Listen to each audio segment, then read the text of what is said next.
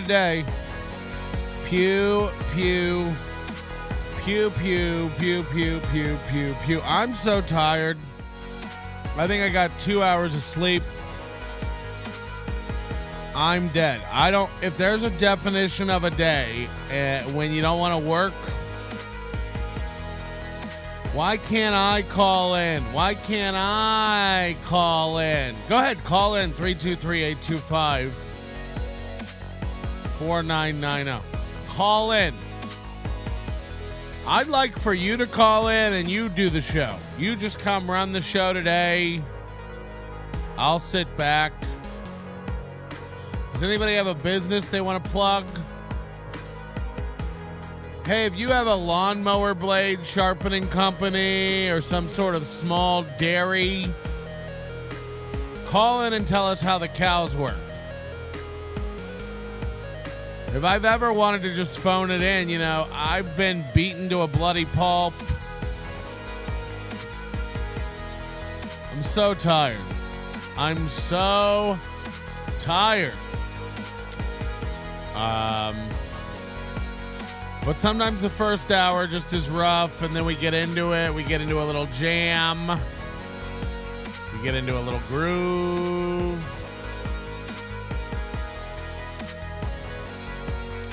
Aaron stole your pew pew bit and singing intro this week. See the subreddit for the first time. Yeah, I got the clip. We'll be watching that. Aaron is trying to sing in his intro, over his intro music. He's trying to own the bit. You know, I don't know how many W's I can stack against this idiot without him even acknowledging it. I have fundamentally changed how Aaron Imholt does a show. We made fun of his mic stands. He got a mic arm. I guarantee you soon he gets rid of the background. We made fun of the goal. We made fun of how much he pays hosts. We made fun of Corey. We've gotten him in April to do several insane things in the name of trolling. Their show will never be the same and continues to change based on, you know. Patrick, did you think being famous was going to be easy? Have you ever watched VH1 Where Are They Now? That's a good point. That's a good point. I almost fell into a Corey Adam trap on our Reddit. I go over to one of the Reddits and this guy was spurging out like, "You've been avoiding me. Answer my challenge, Pat." And I was like, "What? Who is this? Who is this guy?" And then I got a message from a fan who was like, "That's Corey." And I was like, I thought Corey was Puddington or something like that on our Discord. And I guess he's changing names. He's one of those guys who's going to change names every 3 days. So it's like, okay. And I get it, Corey. I get why you want to hang out on our Reddit. There's 7 people who know who you are.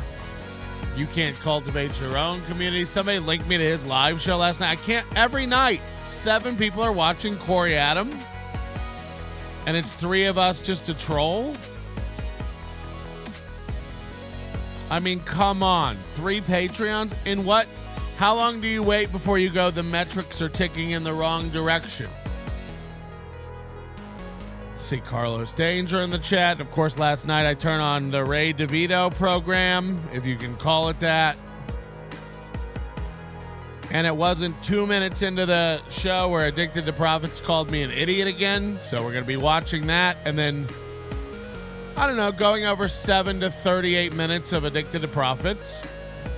And every time he wants to just keep calling me an idiot or saying I did something to him, we shall dig into another part of his business. We shall tag everything Addicted to Profits, David Skarica, 900 times. And slowly but surely, the SEO of this program will bury all of his legitimate search results. And every time you search for this man's name, it shall come up that he is a complete fraud.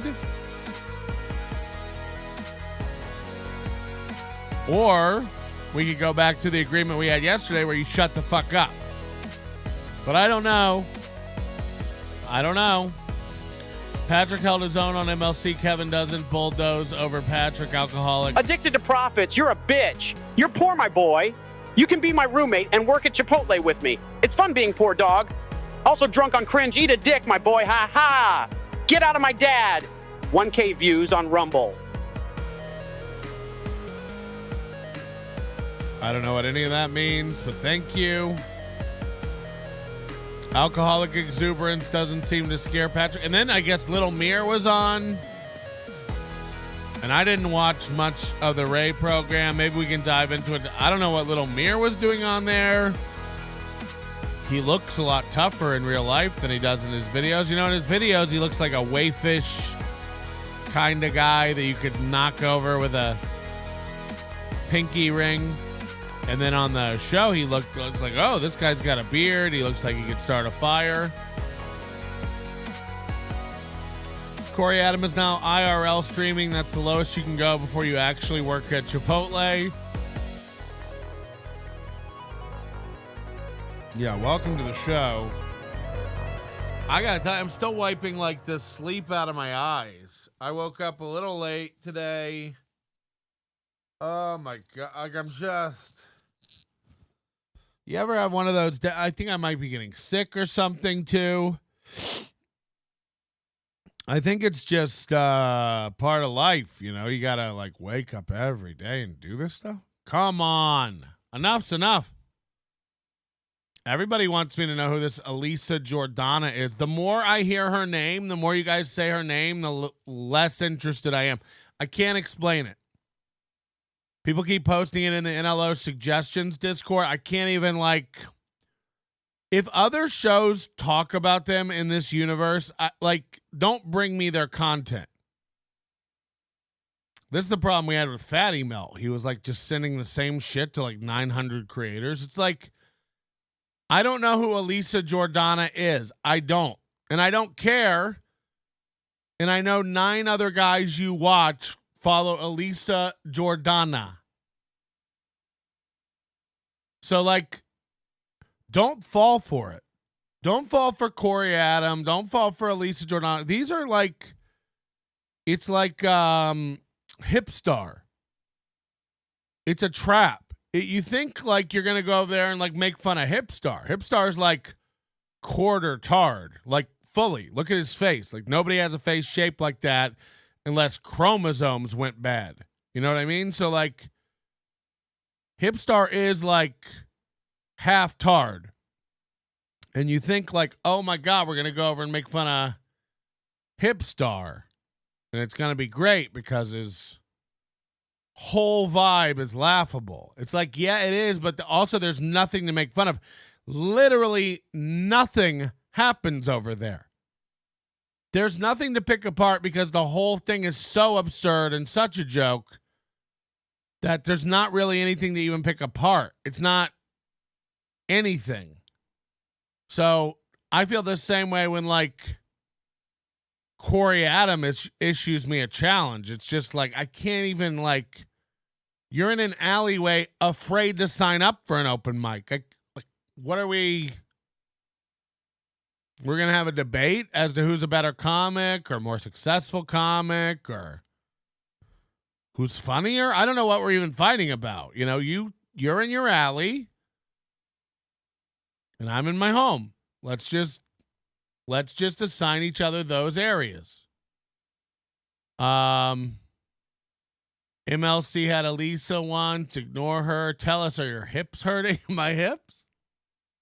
Yeah, maybe I have my period. ATP is a fool. You cannot argue reason with a fool. Look, you know. Oh no, we're in it. We've got a. Fuck! I'm sorry. We'll get it tomorrow. Man, we were going to have it. We are having it. Remember that? We are having it. Are you sick again today, Fat Noy? Oh my God. I love it when you swing and miss like that. Are you Fat Noy? It's like, maybe Logging Road King shouldn't be able to type for 3 hours if you do like this. This is the equivalent of David Skarica trying to make fun of me and falling flat on his face. Oh, are you sick again, Fat Noy? Oh, you should sink. You should just sink into the chat. Be afraid to type for another 3 hours. The best is when one of the new people Patrick makes fun of ends up allying with another out of it from a previous. Well, these guys get made fun of and they start scrambling around getting desperate. Steel Toe starts calling out for Red Bar. Josh Denny did the same thing in the beginning. Like Mike David made fun of Josh Denny before me and then started making fun of me. And then Josh Denny started going thinking he was friends with Mike David and was going on his show to talk shit about me. And then they would clown him. And it's yeah, what do you think this is? It doesn't make any sense. Or even Chad now. Chad's trying to reach out and align with Carl when he's in trouble with Kevin. Trying to, I don't think Kumi is that bad or Opie. It's just anyone? Will anyone be on my side and be my friend? I'm sorry I made fun of you. Your band is good. This is the difference between Chad and I. Don't make fun of somebody. Don't tear somebody apart for reasons that aren't earnest to you. We don't hate Chad. I don't ever rail on Chad for not being a great comic. I worked with him once. He was fine. I don't have a lot of ammo about Chad being a bad comic. That's not what we're upset with Chad for. Chad's like a narcissist, megalomaniac liar who's completely deluded himself into thinking a million different things.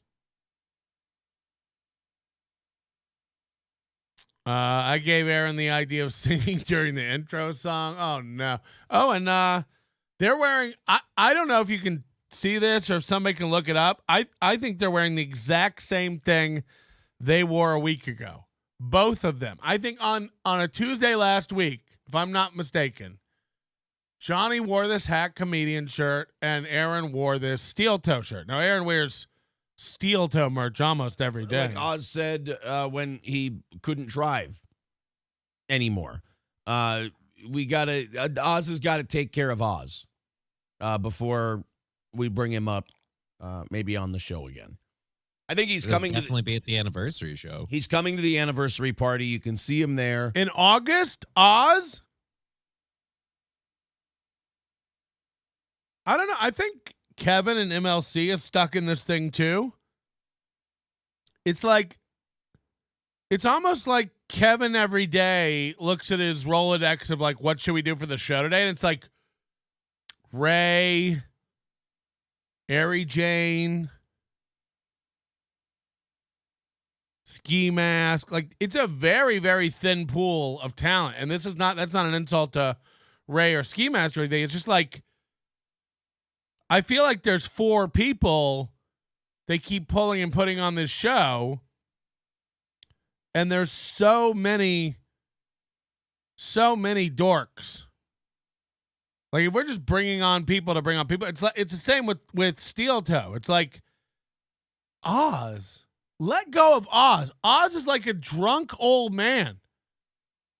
Go back and watch when they had this guy Oz on. He's like a lazy-eyed, drunk old coot who's out of it as fuck, adds nothing to the conversation. It's literally like Mike Morse. And I don't want to be rude. I know Bob Levy listens to this. What is that guy doing? Does he make money on the show? I don't begrudge anybody who's a loser and wants to come sit in the corner. I don't know Mike Morris at all. He seems like a nice guy. So this isn't an insult to a guy, but what would you say you do here?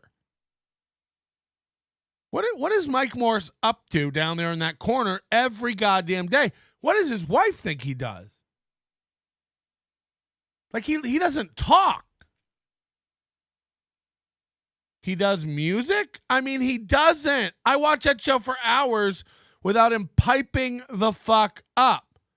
What music? He plays the By the Way songs? I'm not kidding. Like, if I was Bob Levy making the same as Mike Morse on that show, I'd be like, what's going on? What are we doing? Shuli doesn't seem like a fucking idiot, but like,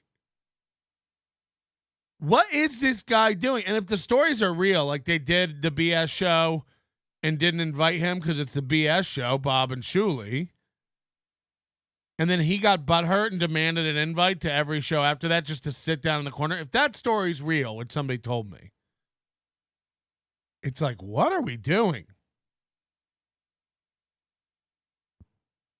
So I'm the same way with Johnny Crutches and Oz. It's like Steel Toe at least is trying to branch out and bring in new people via Skype, but I think MLC needs a booker. MLC doesn't need a third mic. MLC needs a booker. Someone should just be throwing fresh meat into that third position constantly. Because otherwise, we all know what's going to happen, guys. We all know today, on the count of 3 chat room, let's all type. Everybody, don't hit send yet. Just type out who's going to be on the show today. We all know who's going to be on the show today. Who else would it be? Don't hit send. Just type the name and hit enter on the count of 3. Ready? 1, 2, 3. Who's going to be on MLC today? Who's going to be on? Does anybody know? Ray. And it's like, how much can you take of no one? Right? Look, everybody knows. Everyone knows. And how much can you take of someone with nothing? Ray is an empty vessel of a human. Oh, Bichetti? I don't know. I haven't seen Bichetti on there. I've been watching MLC for months. I've never seen Bichetti on it. So I don't know. But I think a booker would help them more than a solid third mic. But you tell me. And also, you know, I hope I'm breaking down the wall where Kevin's not afraid of these super chatters anymore. You got to start to see that, like, you can't let these super chatters. I really feel like there's a moment where, like, Kevin kind of got put over the barrel by these super chatters by implementing these policies where it's like, we don't say anything bad about super chatters, or we don't insult super chatters. And it allows for somebody like a David Skarica to think he's bigger than he is, to get puffed up a little bit. And David let out last night on the show, that on Ray's show, that he has tons of alt accounts. He's Rodney King. Rodney loves MLC. All these accounts. And that checks out. People who accuse people of cheating are cheating. People who accuse people of having alt accounts have alt accounts. Again, we've asked him, what's the alt account Melton created to follow you and terrorize you? He can't even tell me. Just a feeling he had in passing and threw it out there. And you get guys with real wealth, I imagine, you know, like Borgo. If you own horses, you're probably wealthy. You get guys with real wealth, they're not assholes. They seem to be having fun with it, generally. Their life is great. They're rich. David Skarica is like a panicky, jittery control freak. He's worried about his brand. He's worried about his book. He's worried about his newsletter. He's worried about how he comes across on everything. We'll watch a little bit of that MLC from yesterday where you can hear some of the insane shit he says. It really is I thought about this overnight. You know, I was kind of lost in it yesterday on the show, but no, this is a guy who tried to jump the line. This is a guy who tried to infiltrate the system. This is a guy who, everyone, you know, I got in a fight with somebody in the Discord, like, if this show's going to start going after fans, then this guy's not a fan. This guy's not a fan. He is trying to make the jump into this world. He's calling into shows. And by the way, let me just say this. A super chat is more intimate than you calling into a radio program. There are some similarities. Let's say this. You super chatting is like calling into a radio program, only it can be a little more vulnerable. The whole audience could see your photo. We could see your actual name. And it's incumbent on you, if you want any kind of privacy, to not display that to the public when you make a decision to super chat. You're watching a program, you know they put chats up on screen or not. Cielto doesn't put chats up on the screen. They hardly ever get a positive one. Why bother setting it up? So Cielto doesn't put chats up on screen. Go over there and chat away all you want, unencumbered, with no fear of being outed for your comment, other than somebody saying somebody in chat said something. But just like calling into a radio show, you can choose to be anonymous. You can choose not to give a real name. You can choose to put a fake picture in there. You can choose to do anything you want.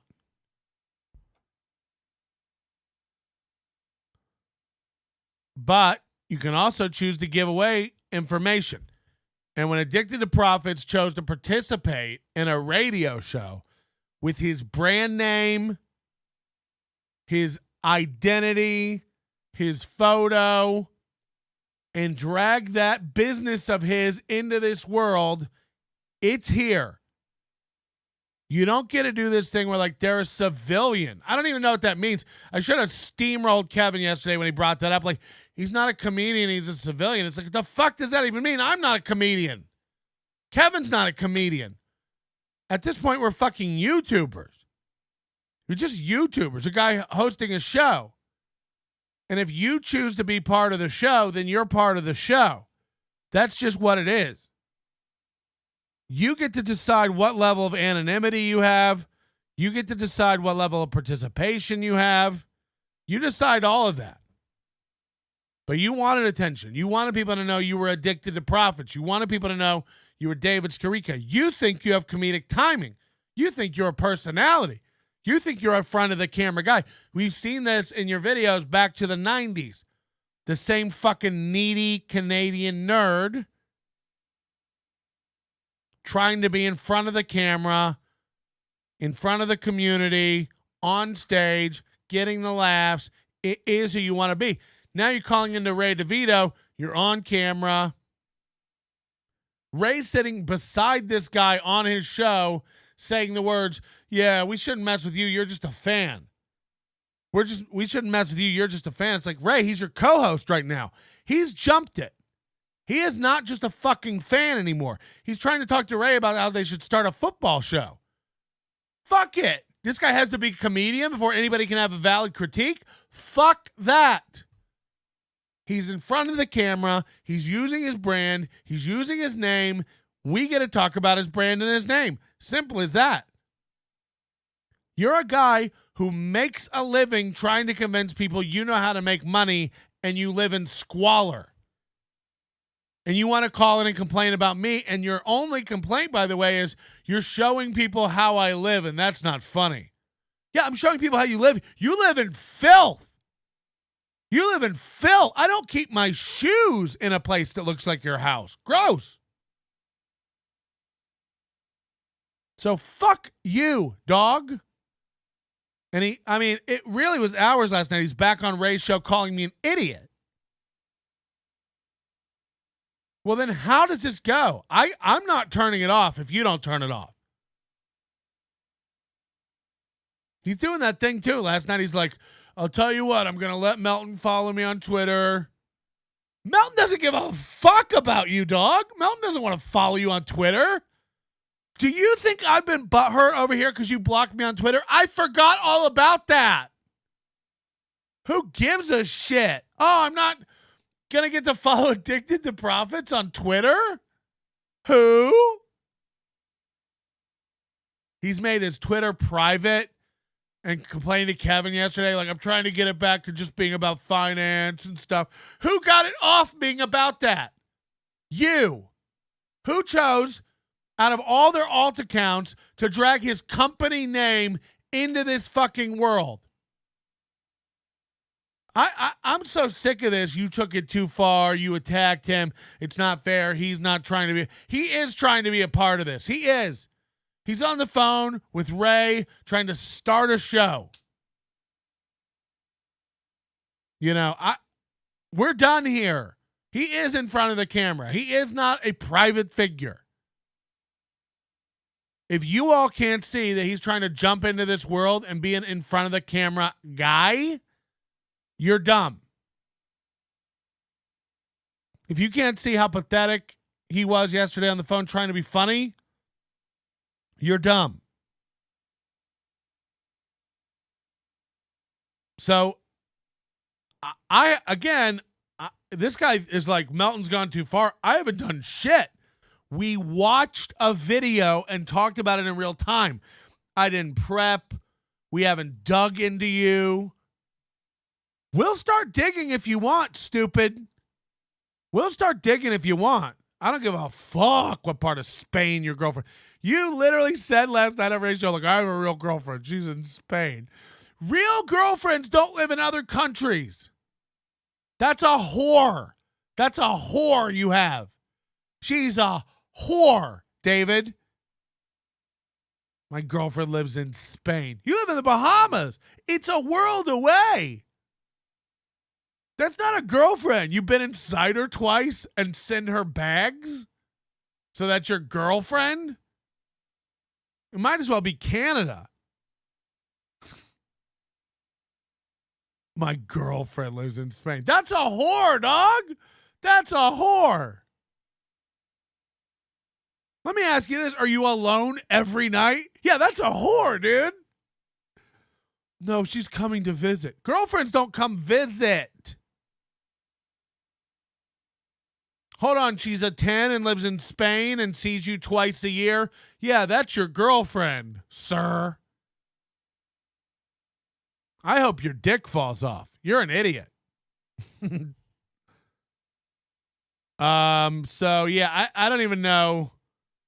Oh, Colombia. She lives in Colombia? I mean, just as retarded. Just as retarded. Ian says, whoa, now, some of us can dream of long-distance girlfriends. I mean, that's what it is. It's a dream. I don't know where to start. Let's get this Addicted to Profits interview with Ray up on the screen so you can see how quickly, and Ray, God bless him, knows the wrath. So Ray's trying to shut it down early, but Addicted to Profits has to get the word in. He has to let everybody know he's not a beta and Melton didn't get the best of him. But guess what? Melton got the fucking best of you. And if you're not careful, we'll come back and get more. There's nobody who watched yesterday who doesn't know that you're a bitch.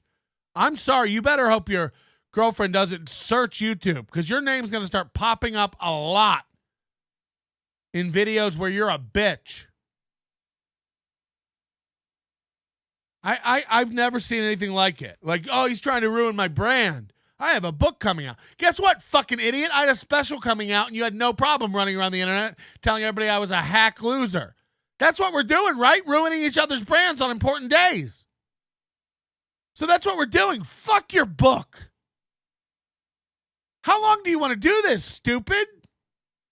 He's not a professional comic, Patrick. It's not fair. Then he shouldn't have stepped into the ring and picked a fight. It's so easy to start a fight, lose, and then be like, I'm not even equipped. Fuck you, dog. Don't pick the fight. It really, it blows my mind how much of a pussy this guy is. He's a pussy. Everything he said yesterday, boil it down. Every fucking complaint he had, and I haven't watched the MLC thing back. But you tell me, he didn't even have a thing he was upset about. It all boils down to he didn't handle this right. I super chatted, and then he made a passive-aggressive remark. Bitch, it's about to get aggressive. You're a bitch. Hold on. You're allowed to send in passive-aggressive super chats. You're allowed to send in critiques. You're allowed to send in jokes that are insulting, right? And we're supposed to take them and roll. I sent in a super chat for his anniversary. I'm sure he thought he was being funny, but I didn't appreciate the remark. Imagine me giving a fuck. You didn't appreciate the remark. Pen a letter about it. Stop sending in super chats then, loser. I mean, fucking hell. How's the Addicted to Profits voice coming along? That'd be awesome. Yeah, maybe we'll add an Addicted to Profits voice. Just a mumbling idiot who can lose you money in minutes.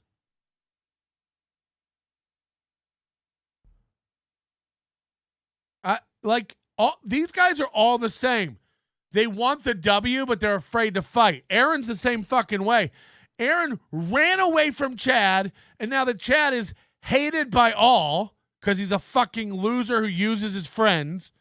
Imagine ever going back to being friends with Chad. Fuck you, Chad. You're a fucking toxic bitch.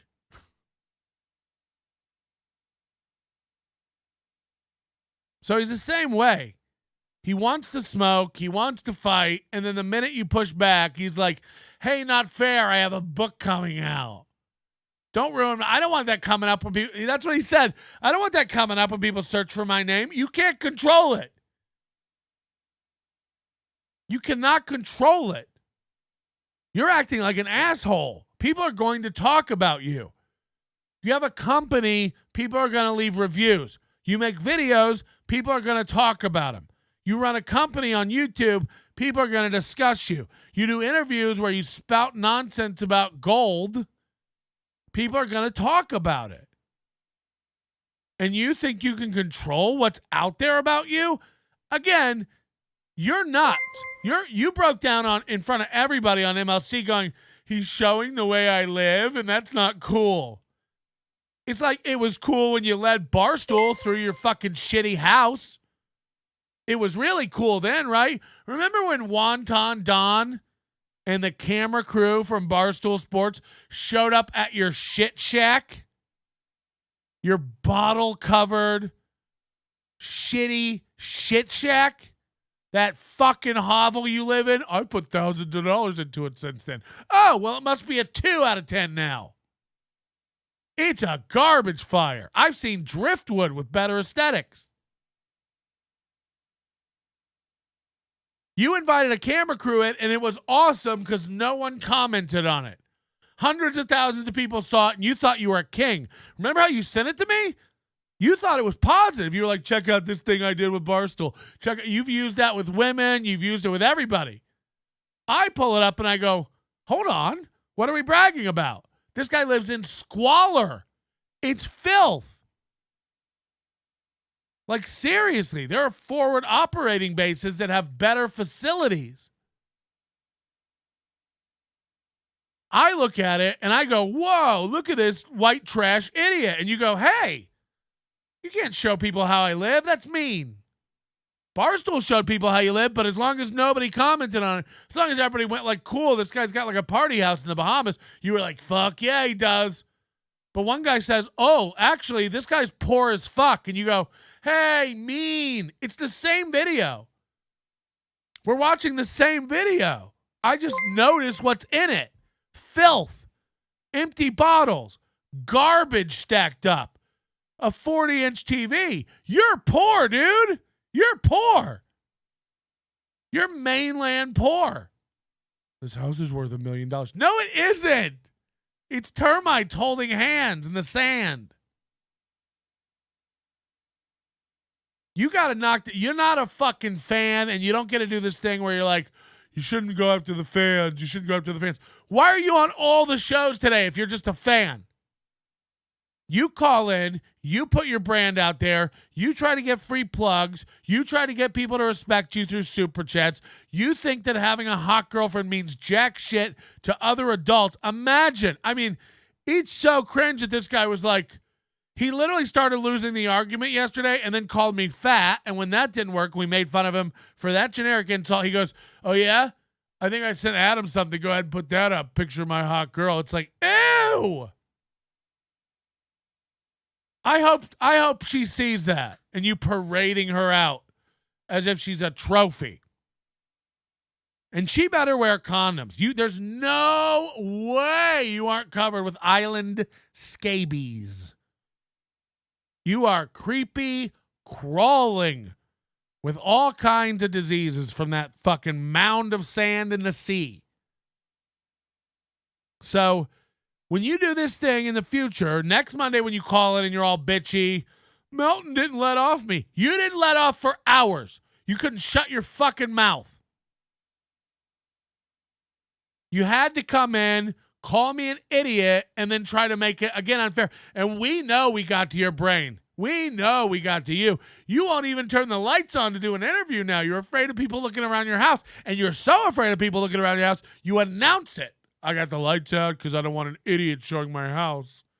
Yeah, you're goddamn right. You should have thought about that before you invited a guy in to film it in HD. You know what's crazy about you? You're so out of it. It never even crossed your mind that inviting a camera crew into that fucking hovel could backfire on you. It's a dump, dog. It's a shithole. People with Toyota Corollas are laughing at your car. Mazda Miata, rusted out. No roof, just getting rained in the Bahamas. No windows, no AC, mosquitoes, plywood cabinet. Did you brag about getting a $2,000 refrigerator? Holy shit, it's worse than we thought.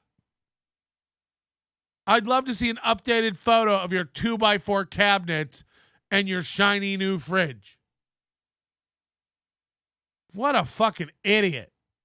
Just one of the biggest idiots. Let me see. Let's guess how Ray starts his show. I'm guessing it's with what is up? What's up? What's up, guys? What's up? What's up? What's up? What's going on, you guys? Welcome. Rock Bottom Podcast. Shocker. We're doing this. We're doing it. That's right. We're doing it. I got my Cure concert. He bought a Cure concert tee. I went to the Cure concert last night. It was awesome. Am I freezing? I don't want to be freezing. Come on, man. Please tell me I'm not freezing. I got Also, like, another part yesterday, he's like, I would never be friends with Patrick again. It's irreconcilable. And at the end, I would be open to being friends with Patrick again. Bitch, you're just afraid of me. I'd have more respect for you if you just said it. You're worried about your fucking business. You jumped into a world, you got your lunch handed to you, and now you're worried. You thought you could run me off MLC with your $20 a day, you stupid bitch. What's even funnier is that you thought that was a threat to me. As if I'm not kidding you. Look, I had even more fun yesterday screaming on MLC. But I'm not kidding you. If it went away tomorrow, I'd be relieved. Who cares? It is like another thing I have to do when I have my own shit to worry about. That's why it's funny to me is that everyone else is like terrified of Kevin and needs to be on that show. And it's like, okay. I mean, I don't even. Let's watch Ray. Then I'm going to add myself back. Why am I freezing? This is, oh no, come on, Flat man. Cat Jessica, 2000's very low end for a fridge with an ice maker. Yeah, I'm not kidding. Like, I bought a fridge when I bought this house a couple years ago, and like, $2,000 is like the cheapest new fridge. Don't get me wrong. There are like the very basic like apartment fridge you can go get, the top freezer, the bottom, very basic white fridge. You can probably get that for $500, maybe somewhere $600. But if you want the bottom freezer, the French doors, the ice, I have the dual ice maker up top on the bottom. If you want any kind of features at all, plus do you want a Samsung with the cameras and stuff? I never liked Addicted to Profits. I always thought he was a loser that looked like Matthew McConaughey with AIDS. Anyone who knows me knows I hate liars now. Give me your credit card. I won't use it, I promise. I'm going to remove that. You're not going to be able to use the old one soon. So get them in. Speaking of that, Corey? Holy shit, Patrick. Yeah, I changed my name again in the Discord. My name is now Top Heavy because you can wind me up and watch me go. Seriously, Patrick, all jokes aside, as if I had any jokes to put aside. But that's besides the point. If I even had a point to put something beside it, you know what? Just answer my challenge because I guarantee you I can cover myself in more come than you can. I'm blasting all over myself on the regular. That's the one thing I know for an indisputable fact. I am better than you at. Stop and smell the roses. Smells like shit, Patrick. Send me a link. Send me a link. If you do not have ice in your door, you are a poor. Yeah, I think after 2020, if you don't have ice in the door, you is a poor. That's a good point. My fridge was $50. Who pays more than that? 14-inch cubic fridge for $2K in the Bahamas. Everything costs more these days. It would be hard to get a top-line fridge in the Bahamas for under $5K minimum. Yeah, so when you brag about having a $2K fridge, again, you sound poor. People are saying a $2K fridge in the Bahamas is a Yeti with a fan attached. So I don't know.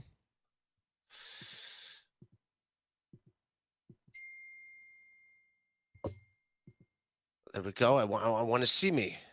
I want to see me. Come on, man. I want to see me. Nannerpuss. Way to do it, man. Come on. What is going on? Carlos Danger, you sign off on all this?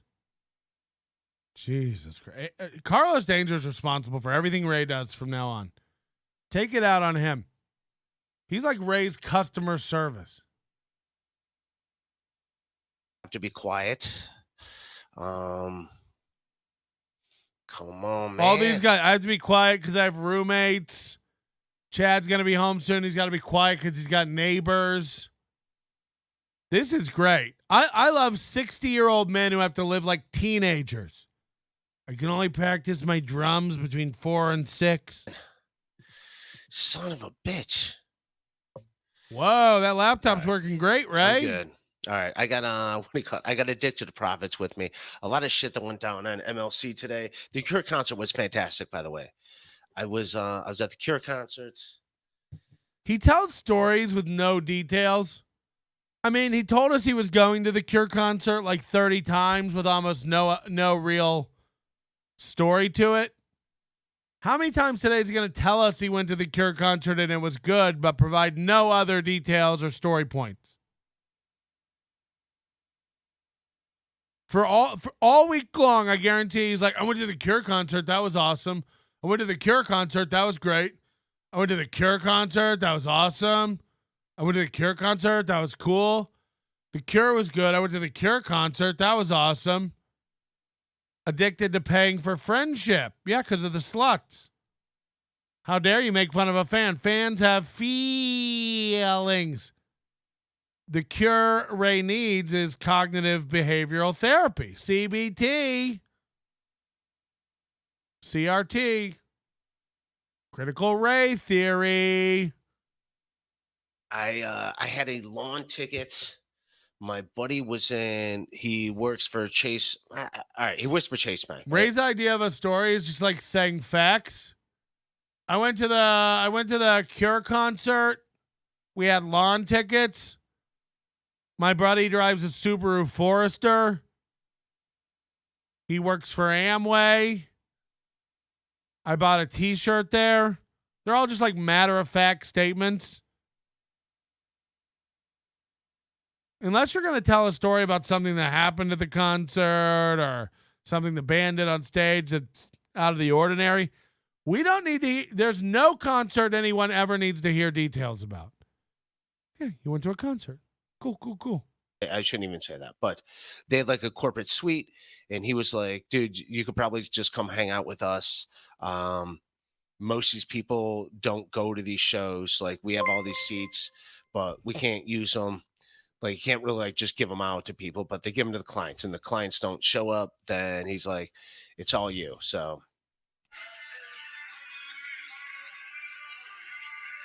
this is how Ray would show a clip from the concert.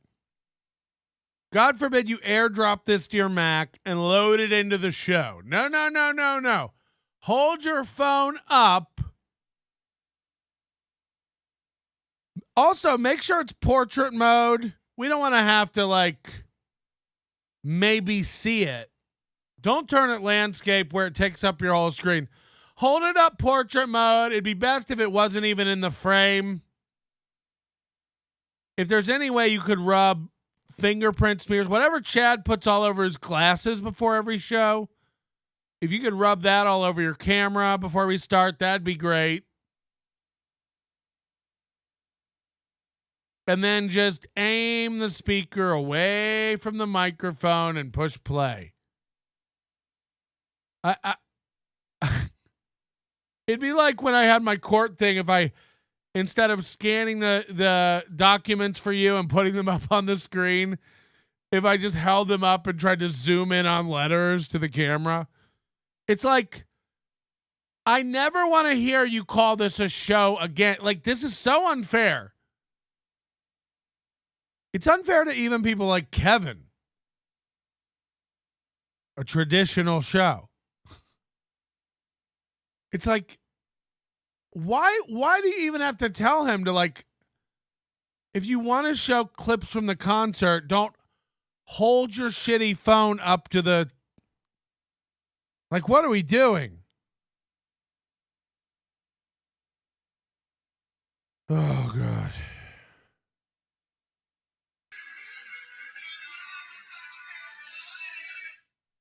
So there. And he thinks he showed you something. He thinks like mission accomplished. You've all seen the concert I went to. That's dope. ATP took a huge risk involving his business in this world. Yeah, and he shits on the world too. That's the other thing, is like, this world is full of like, no. And then he's like, no offense, but this is like a tiny world that I don't really need infiltrating my business. It's like, bitch, your business is tiny. I'm not kidding you. Go to addictedtoprofits.net. I mean, I'll just do it. He wanted this. He wants to keep it going. We'll keep it going. And then if he doesn't say shit today, maybe we'll leave him alone tomorrow. Addictedtoprofits.net is this. This is a default WordPress installation. This is like the 2022 theme for WordPress. It's the default install. Okay? You scroll down, stock chart of the day, June 9th, 2023. He just puts up a chart. Stock chart of the day, June 6th. He only does it every 3 days. Why? Who needs a stock chart every day? Take a day off.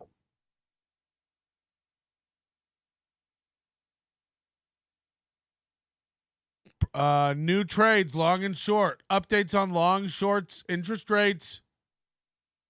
These are his videos. He's doing videos. This guy has a YouTube channel. How are you a public figure? You have a YouTube channel. Because you're not a comedian. I don't buy into this. You're not a comedian. No, he's a content creator. He's a YouTuber who's involving himself in other YouTube shows. I don't get to go scream on Kevin's show and then go, easy, guys. I don't want my brand Nobody Likes Onions tarnished by this. Easy, guys. I got an album coming out. Don't badmouth Patrick Melton today. I'm Nobody Likes Onions. Don't talk bad about Patrick today. What is this? So he's got a YouTube channel. He can't edit videos. Look at this. Have you ever seen two-tone blacks? And this is a month ago. So he's got 250 subscribers. He's trying to get a channel going. He does live broadcasts. He does videos. He takes videos like this. So this is what's called.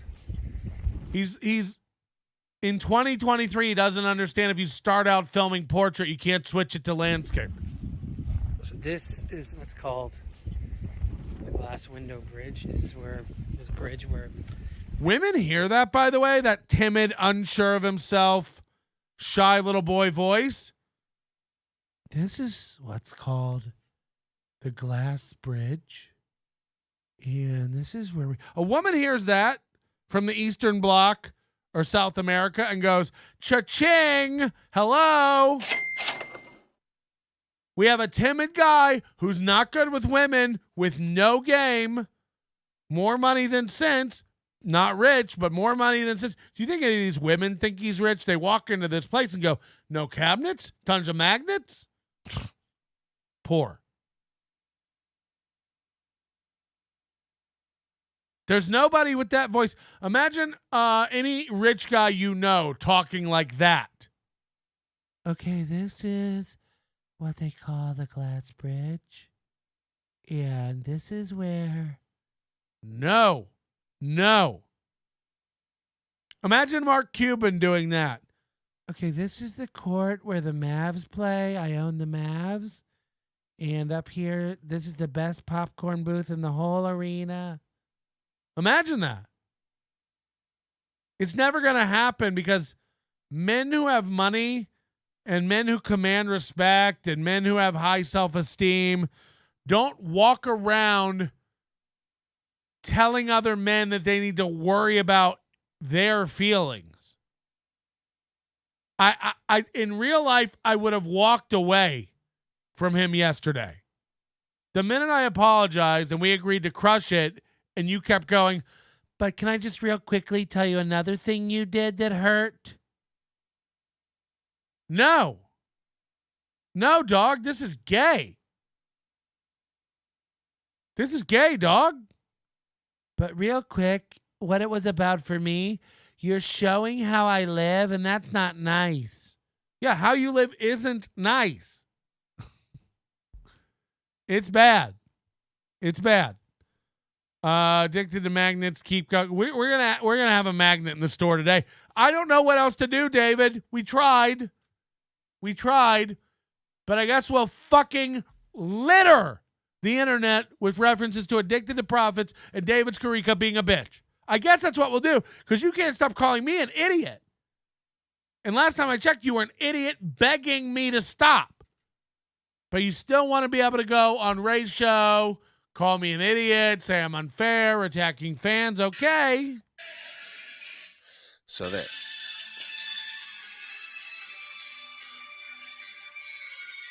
I mean, this is insane.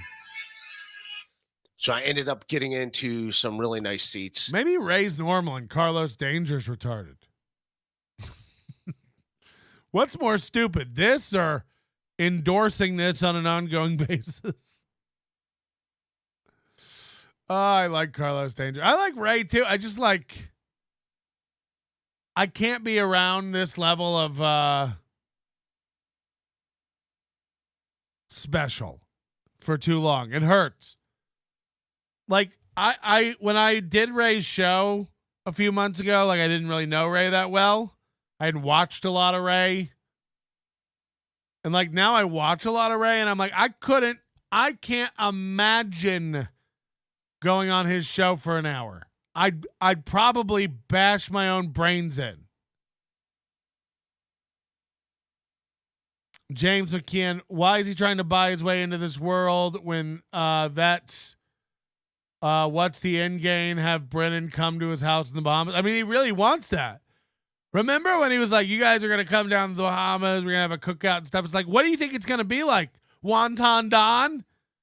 We all walk into your house with no AC, your vaulted ceilings, your Hampton Bay ceiling fans, your $2,000 refrigerator, your cheese grater, your empties everywhere, and your rented slut, and we're all going to be like, whoa, this guy knows how to party. Sloppy steaks, anybody? Fucking hell. Yeah, my wife is not a Brazilian supermodel. You're right, but I own her outright. You probably still have a mortgage on yours. Everybody said that. He's making fun of men for having mortgages. I didn't know we lived in a country where homeowners were losers. But okay. ATP lives in a fantasy world.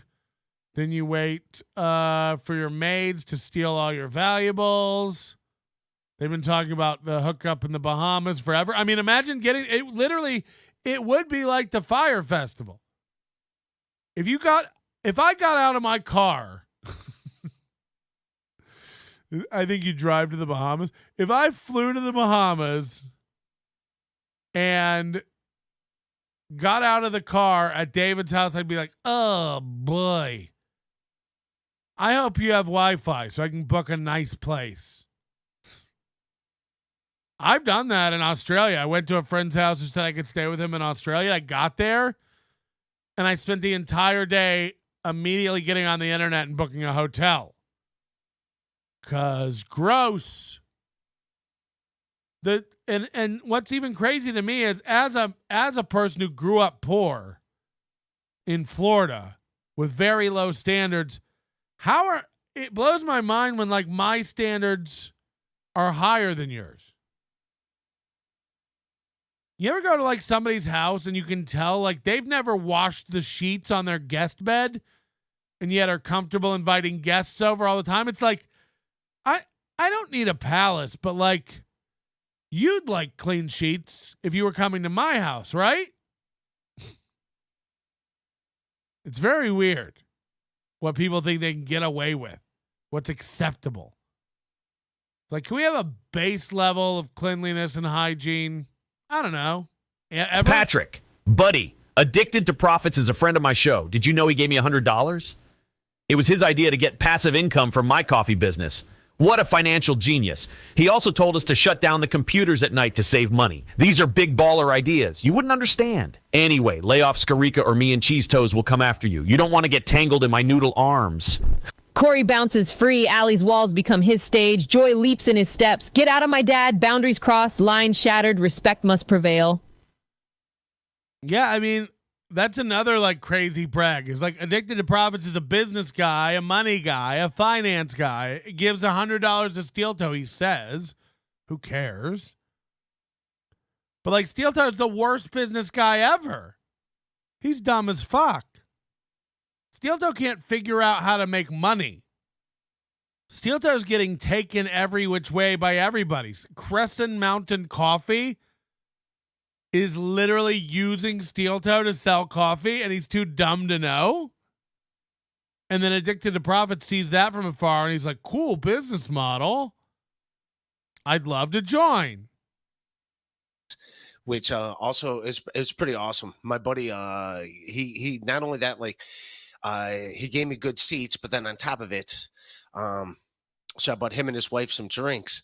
And I bought 2 rounds, which is like vodka sodas are $20. And then when Ray reviews a concert, he's like, yeah, the bathrooms were a pretty far walk from my seat, but I didn't have any problem getting there all by myself. And I pulled down my zipper, took out my peed, and then they had soap over by the sinks where you could wash your hands, and then I would walk back to my seat. It's like he's telling us like he bought beer and how much the beer cost. It's like, what is this recap? the beer's $15. So I bought 2 rounds, and he's like, oh, you're paying for them? We get free. They're free over there at the other thing. It's like, I didn't know, which I was happy to buy him. I mean, it was worth it. So Ray's in a box for the first time ever, I'd assume, and didn't know that drinks are free.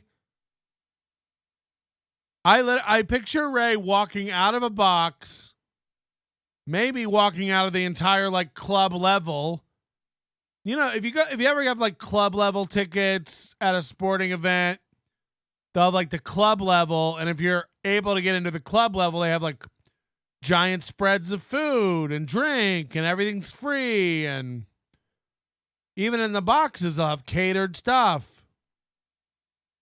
I picture Ray walking out of the club level, the box area, over to a normie beer stand and buying beer, walking back through the club level security. Ray's the kind of guy with such low self-esteem, he'll be in a box and see free beer over on the table and go like, that's probably not for me. I'll go buy some. That's probably not meant for my class of people. That band shirt was at $30. If Ray gets any stupider, he may forget how to breathe. Ray hasn't changed that room, not even a picture with a frame or anything. You can go get stuff for deals almost anywhere. I mean, Ray doesn't have... That implies there's like a process running in the background of his brain that's even bothered by the vanilla aesthetic of the room. It would never occur to Ray to tape up a Star Wars poster. That's what David Skarica is. He's like Ray with a little more ambition. But, I mean, fundamentally the reason David Skarica's mad is because he's been shown to be a complete fraud. Make no mistake about it. That is what the guy's angry about. He makes a living telling people The parking was $9. Beers cost $15. T-shirt was $45. But let me tell you, Patrick, the experience was priceless. The amount of tears I shed that night during the epic performance of Just Like Heaven, it would make a Colombian whore weep. I really think no one ever looked at his situation with a critical eye. Because this is what happens. Like a guy, I'm sorry, do you think no one out of 300,000 people who've seen that video of your house thought it was disgusting? Do you think everybody watched you and Wonton Don, whoever the fuck that even is, two complete losers? One loser is staying in a house with a guy he's never met before, and one guy is a complete loser inviting a camera crew into his house full of filth and thinks there shall be no blowback. There's no scenario we aren't making fun of your house. It's gross. It's disgusting. It looks like Perry Caravello's place. Just littered with garbage and junk all over the place. And you're mad because someone pointed it out. And by the way, that's video one of us looking into you. You don't want everyone digging. So you tried to fucking run and tell. And by the way, you started the fight. I'm going to get Patrick off MLC with my super chats. How'd it work? How'd that work out? Now Patrick's off MLC and everyone's laughing at your house. How'd that work out? And I try and try and try, I really do, to find a way out for you out of this. Patrick, it's not fair to make fun of his house because I really run it through my head because he's just a fan. Nope, not just a fan. He owns a business. He's injected his business into this universe. He's chosen to participate in shows. Super chatters are not just fans. They've chosen to inject themselves into programs. And again, you get to decide your level of anonymity, your level of participation, and your level of involvement. If David was worried about his business and his identity and his reputation, he wouldn't have done it. We know he knows how to create alts. He wouldn't have done this under his name, but he wanted the notoriety. He wanted Daddy Kevin to know that he's got money. He's addicted to profits. He's got a brand. He's got a book coming out. He's going on 1 million shows nobody watches, talking to talking heads and Pinocchio hats. He wanted it all. He wanted everybody to see the genius he sees in the mirror when he looks at himself. I come along and just go, hold on, this is filth. This is a garbage man covered in filth. Mainland poor is right. There's no better term. I have a $2,000 refrigerator. That might be impressive in Duluth. That might be a nice fridge in Shreveport. In Tuscaloosa, that feels like you've done something. In the Bahamas, a $2,000 fridge is poor man's stuff. Also, it's not a thing anybody with money or who's proud of their stuff does. No one walks around talking about how much their fridge was. No one. I don't care if it's the latest Seppin model with the screensaver of Jin Yang sucking a dick. No one walks around going like, my fridge was $2,000. No one walks around. I mean, the amount of money it would have taken to fix that place up, and you're going to walk around going like, I put thousands of dollars into it. It's like you could put thousands of dollars into the windows. Forget about the walls. Forget about the sweat dropping down those balls. Your cheese graters are hanging up. No offense. If you cooked me a meal in that kitchen, I'd probably spit it into a napkin and feed it to the dog under the table. It's not even like, it's like not sanitary. Addicted to Frigidaire. He said it was worth $1 million. Again, like people who have money don't talk about that kind of stuff. I bought it for this. It's probably worth this. People who are rich also don't have to guess at their property values. They know. They're constantly making deals. They're constantly using their property for collateral. They know what their assets are worth. Rich people don't have time to put on flip-flops and take people in their shitty Miata down to the beach to jump in the for the hip. What was it called? Hippo lounge, hippo day, hippo mode. We're going into hippo mode. It's like, ugh. I bet on that island with all those whores, you're going into hippo mode. Please don't tell people what I have. Because a lawn ticket, which was $60, but with all the service charges, it was like $100. But like I looked like pavilion, like getting secondhand pavilion tickets were like something like $450. So I didn't do it. All right, I got addicted to profits. He's coming in here. Am I allowed to chat with my pal? Yes, you're allowed to chat with your pals, Harry Jane. It's when it's when you're supposed to be on the show and you're not on the show and you're chatting with the chat.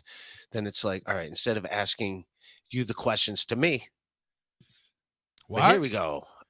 So Addicted to Profit shows up looking like a geist, looking like a ghoul. He's sitting in the dark. He's changed his camera angle away from everything we've made fun of. If you want to see what a guy looks like when you get to him, this is what it is. I want to make sure it's not pointed at my cheap TV or my kitchen or my shower curtain with palm trees. That's what we're looking at. A guy who's like, I'll just aim the camera outside and keep it dark. And that way there'll be nothing to make fun of. But I ask you again, is there even a laptop on the market with a camera this bad? Is there even, like, I don't know how to even get a picture this blurry and unsharp. Addicted to Magnets, thanks for joining up. Wes, thanks for joining up. 26 months for our buddy Wes being a member of the show. That's a big accomplishment. One of our over 2-year supporters in a pool of noobs over here on YouTube. So thank you, Wes. I love you. Wes has been a listener for a long time. He's come to many meetups we've had around the world and probably has more money than Addicted to Profit, if we're honest. So this is what it looks like when you're bugged. You reframe everything. You try to set it up in a But again, I don't know what camera this is, what laptop this is. It's Addicted to Profits. So it's kind of dark here. So Dude, it's fine. you don't get like look. The point of a studio is to control the environment. Okay? That's the point of this studio. Noise and light, complete control. If I want it pitch black in this room, I can make it so. And if I want it to look like daylight at any time of the day, I can make it so. He's acting like he doesn't have light bulbs. Sorry, it's dark here. Like, yeah, it is dark, but what you do is you take the light behind you and you move that in front of you. You do have to turn on lights. That is a downfall of the dark. You have to flip on lights. yeah, I just like kind of set this up, at the last second. I'm in my living room. So. And again, you know people who have money by how they act and behave and talk. This isn't a guy with wealth. This isn't a guy who's ever had money or wealth. They don't act like this. They don't take a picture. That was the first fucking clue when he posted that steak. I know we keep going back to it and it sounds silly, but like no rich person thinks that's a steak worthy of digital film. None. I don't know if Mark Cuban ever posts pictures of food because he's not a basic bitch. But if he does, I guarantee you he's not posting a picture of that steak.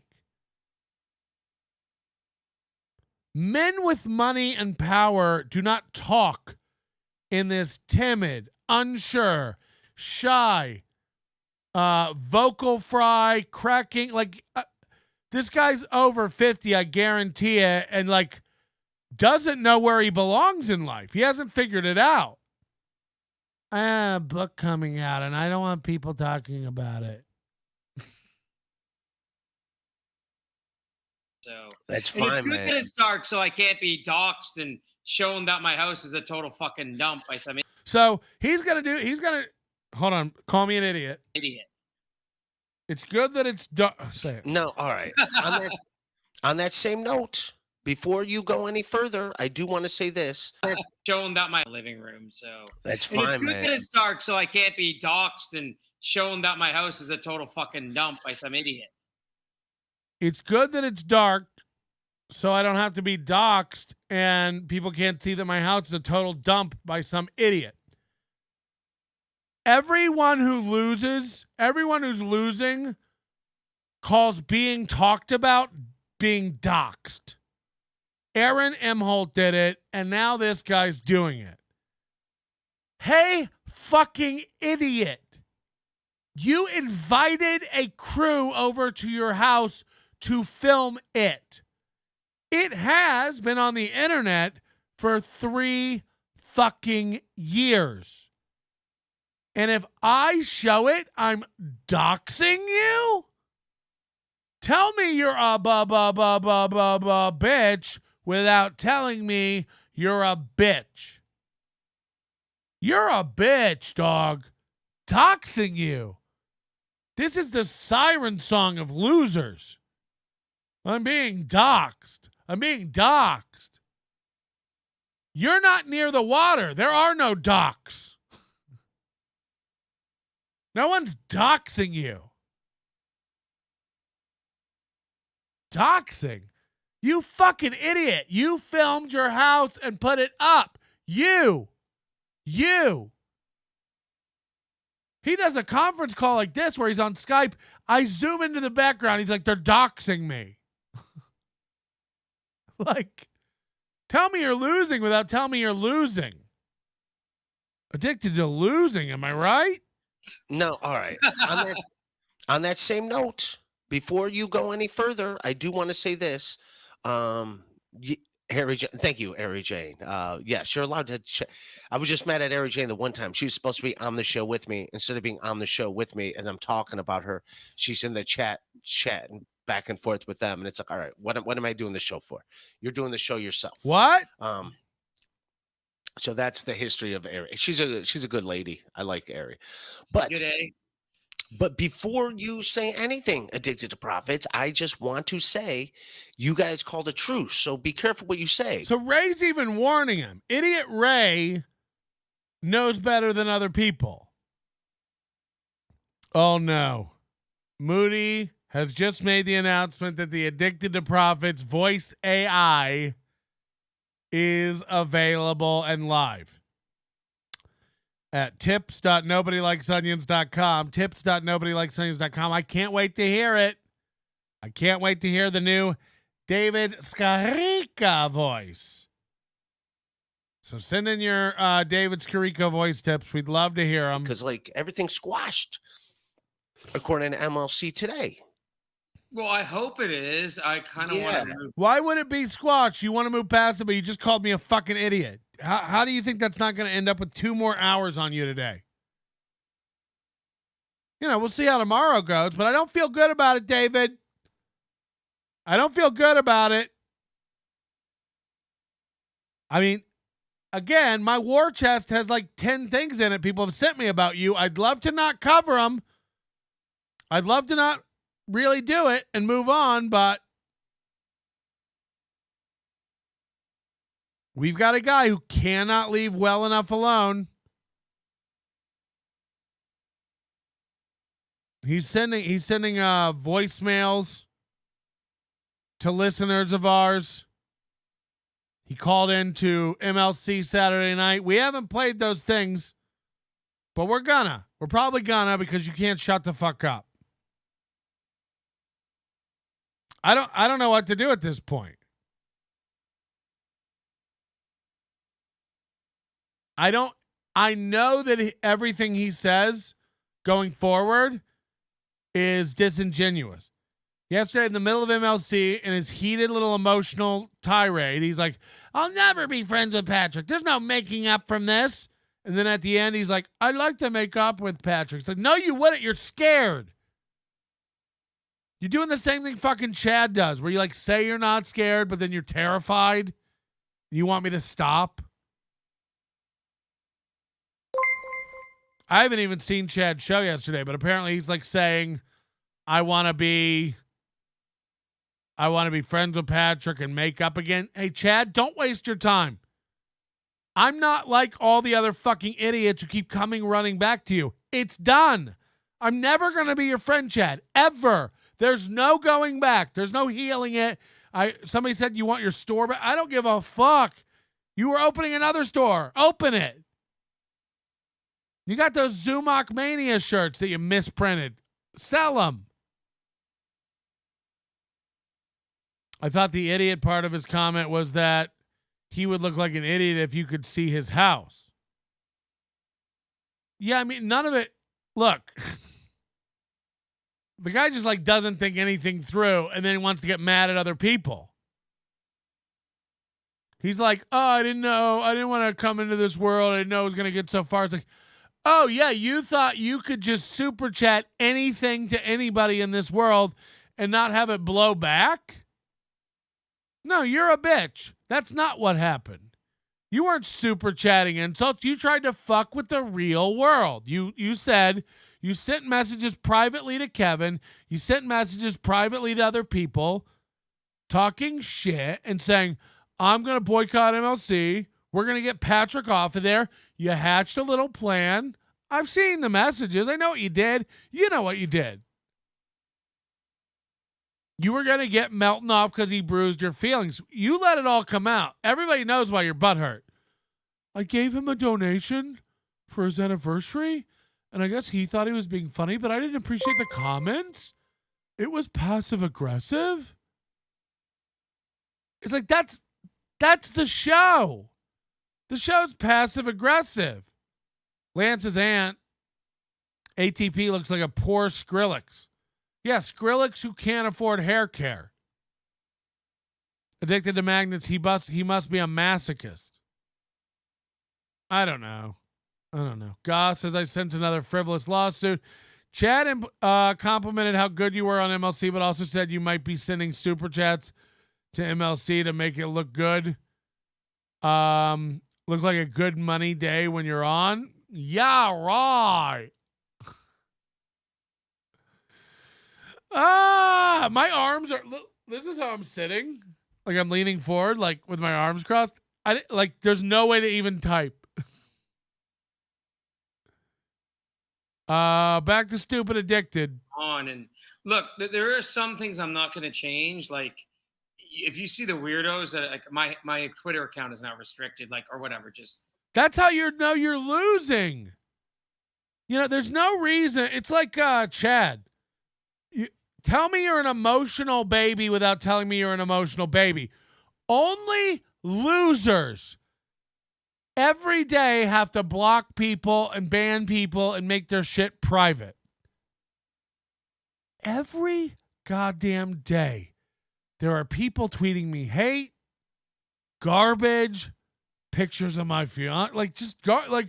Okay, you're allowed to do that. Patrick, you fucking loser.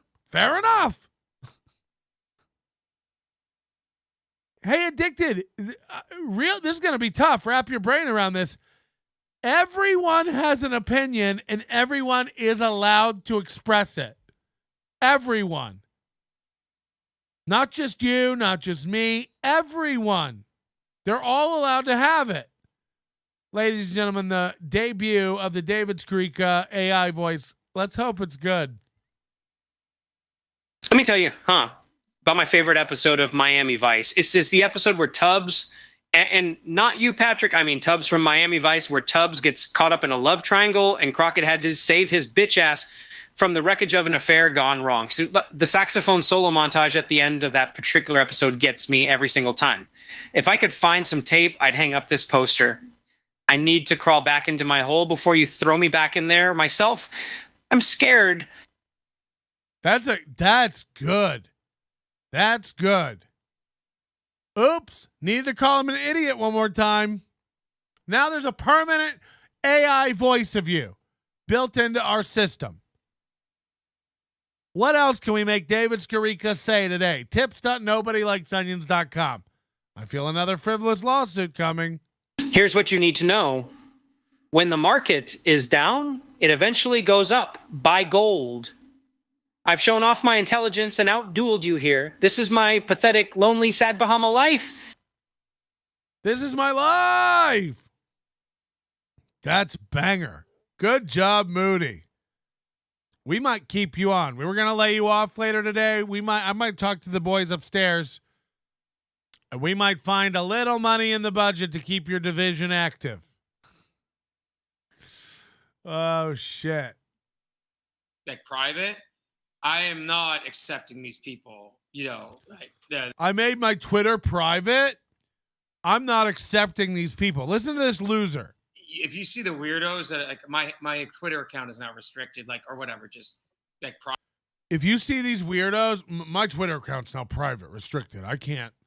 I won't be accepting these people. Anyone can follow me, like me, hate me, love me, kill me, marry me, murder me, masturbate me, massage me. I don't care. I won't be accepting these people.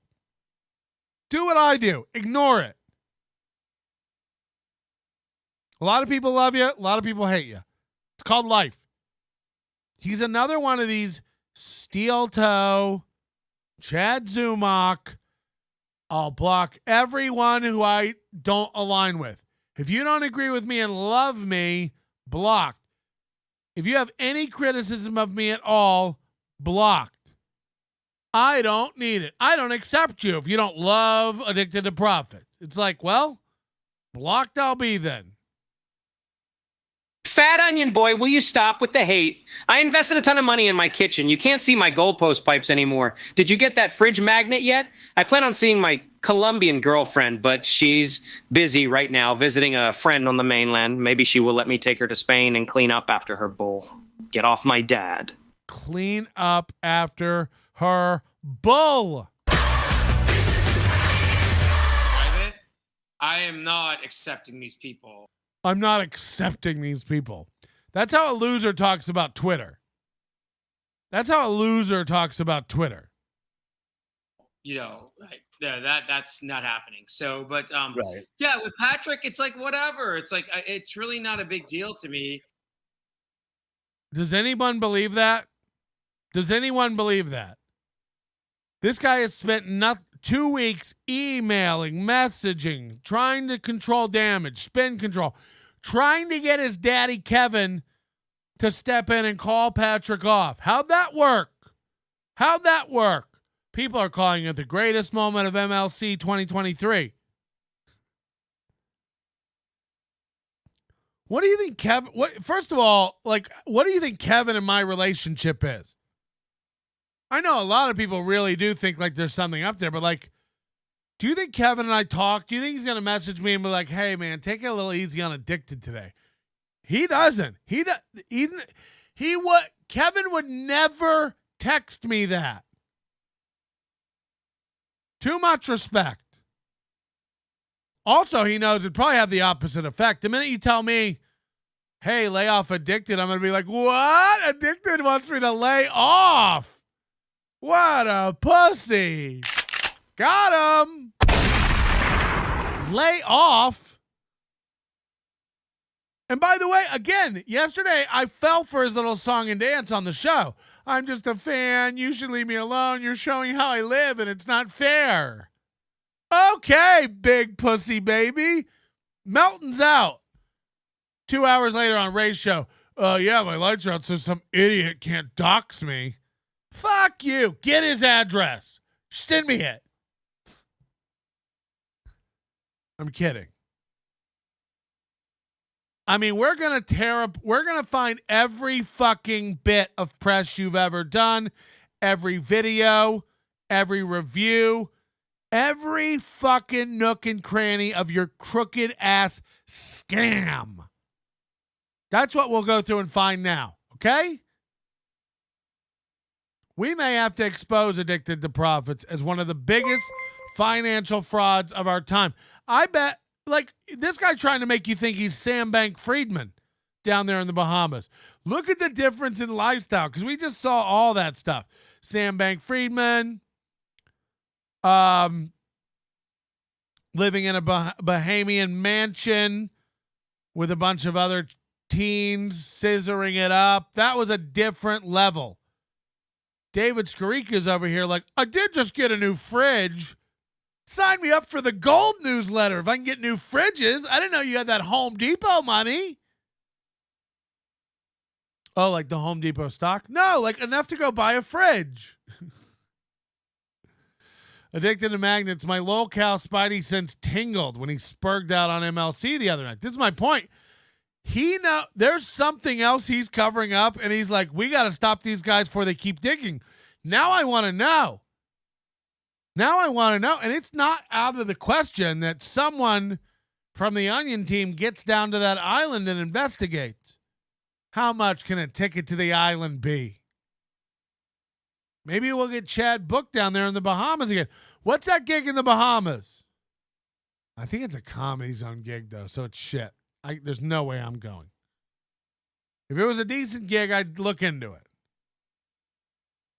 A dick to profits is an unadulterated psycho, twerp, dweeb, isolated Howard Hughes type weirdo, a trust fund baby, tax dodging in the Bahamas. I wonder if Sam Friedman ever bragged about his fridge. I mean, possibly. Fuck you. That's my name, mister. You got here in a broken down Miata, and I got here in a red $80,000 BMW. Put that gray water stake down. Stake is for closers. For me personally, I just don't think you should be. But I'm saying, yeah, I agree with you. Should not be going at fans. But everything was squashed today, so be careful what you say because everything's squashed.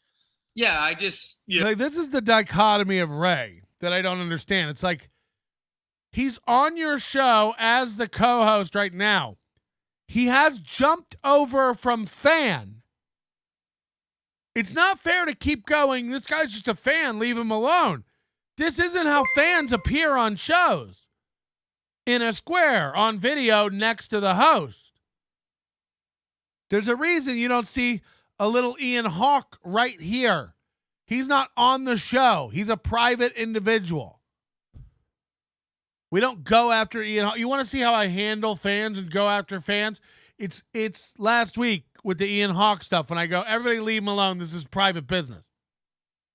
David Skarica wants you to know about Addicted to Profit. He wants you to know he's funny. He's got jokes. He wants to go on shows. He wants to start football podcasts. He has a YouTube channel. He has a business. He goes on television. This is not a private fan.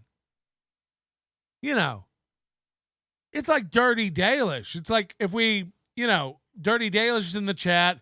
She volunteers what she does. She talks about it openly. She goes on podcasts. If I start zooming in on her pussy and it's covered in magnets, we're going to laugh. Because what kind of metal is it even made of down there? That why it's so cold all the time? It's so cold in the pee. You can, hold on. Moody said, you can recreate this podcast, by the way. You can have both the Ray voice and the Skarica voice together. Yeah, if I had an interface to do that, I'm still waiting to be able to flag favorite voice messages. We're so lagging in features over here. It's ridiculous. Skarica wishes he could be a John McAfee. I never thought about it, but that is the vibe I feel like he's going for. Only if he ends up dead, it's not going to be like McAfee, where he's like, if I end up dead, I never tried to kill myself. Know that. It's like, no, millions of people are probably after you for addicted to losses, Onion named Patrick, layers peeled hidden within, raw emotions weep, words wielded like knives, emotions well up and flow, on tears trace silent path, boundaries honored, respect for your private space, privacy cherished, Colombian love, her spirit dances with joy, passion blooms like fire, miles stretch between us, love transcends all boundaries, heartbeats know no bounds. Get out of my dad, motherfucker. Get out of him. Get out of him. What are you doing in that dad? Melton's like that rude uncle who gets too drunk at Thanksgiving and starts shouting N-bombs and raving about the Jews. We all love that crazy bastard. That's not true at all. That's not true at all. Dude's trying to be the best at super chats. It's just funny that he ended up pissing off all the other super chatters. There was nobody on Addicted to Profit's side the other day. Here's a perfect freeze shot of Ray biting his tongue while he thinks. Him and Chad now, this is the default. This is how they think. Sorry to Ken Burns this for you. That's the face Ray and Chad make when they're deep in thought. Tongue biting. Where does this habit come from? I just don't think like you should be going after a fan. You're not a fan anymore. Are we agreed on this? I don't want to get into another fight with anybody about this. This guy's not a fan anymore. Fans aren't on screen with their name under them. Fans don't have a chyron. Again, if you wanted to interact with the show and be anonymous, you can. I don't know Little Mir's name or where he lives. I'm sure I could find it, I guess, because somebody's been doxing him. I have no desire to. I'm not a doxer. He's chosen. I mean, maybe that is Lil Mir. Maybe that's his actual rap name and real information. I assume it's a troll and not a real guy. Since every video and every song he makes has 52 hits, I assume we're probably being fucked with. And this is not a guy trying to launch a music career. But I don't know. But I doubt his name's Mir. Or maybe it is. I don't know. That's my point. I don't know who Flimsy Greenberg is. I don't know who that is. I don't know who Raytard the Untrainable is, or Blue Mosaic, or Arizona Tom. I assume his name's Tom, and he lives in Arizona. But what do I know? That could be a fucking red herring. You get to decide how known you want to be in this universe. What if my name was actually Patrick Melton? Okay. Mr. Skarica will provide to Carlisle various services pertaining to creating media awareness of the company. The services include, but are not limited to, providing social media marketing, creating email AdWords and search traffic, facilitating a video and/or podcast interview with Mr. Skarica, and sending press releases and news to Mr. Skarica's list of subscribers on his website, addictedtoprofits.com.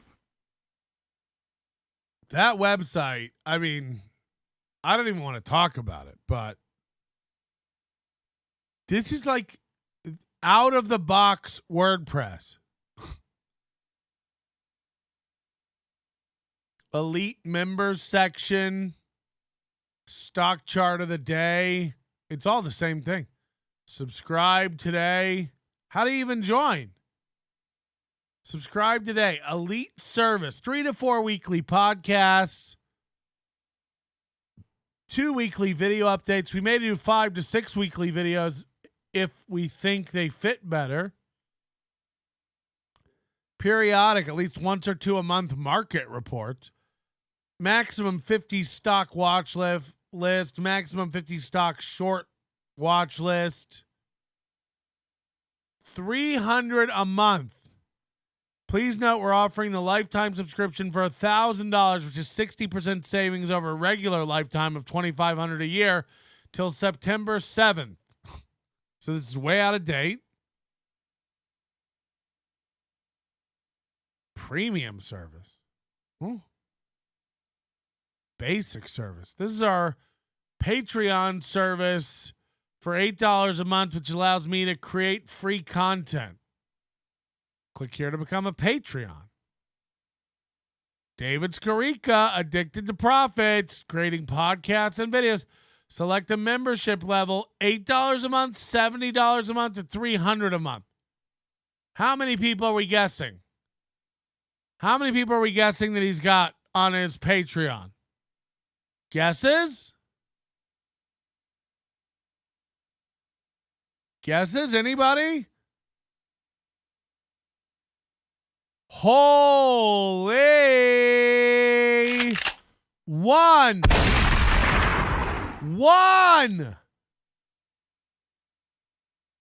I'm not kidding. I've never looked this up before. I've never looked at it. We do everything live.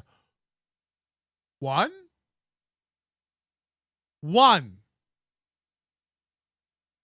And they're the $8 level because he's only making $7. One Patreon is on his basic level. You're worried about your book. You need to be worried about your look because it don't look good. One. We got one.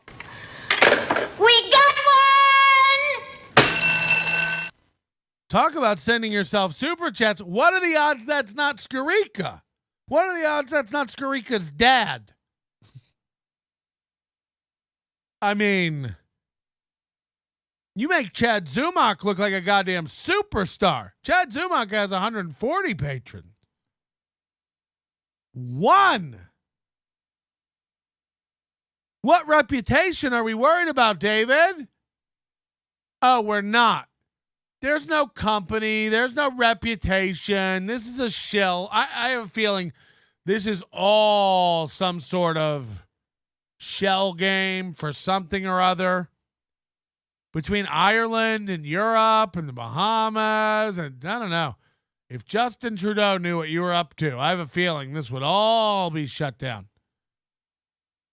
I have a feeling you'd have a bunch of darker men pulling up to your driveway in Jeeps to take you to a cell. But that's just me. I don't know, and I can't prove any of it. Colt C makes a great point, and how often do we ever get to say that in this chat? JK, Colt. Corey Adams has 4 times the support of David Skarica. One Patreon, $7. Now I know why you don't have lights. Now I know why you can't afford lighting in your house. Or cabinet faces. Or toothpaste. Or air conditioning. Or windows. Or a car. I'm doing very well over here. We're doing very well. I'm David Skarica. Things are going great for me. I'm David Skarica. Fuck you. That's my name, mister. You got here in a broken down Miata, and I got here in a red $80,000 BMW. Put that gray water stake down. Stake is for closers.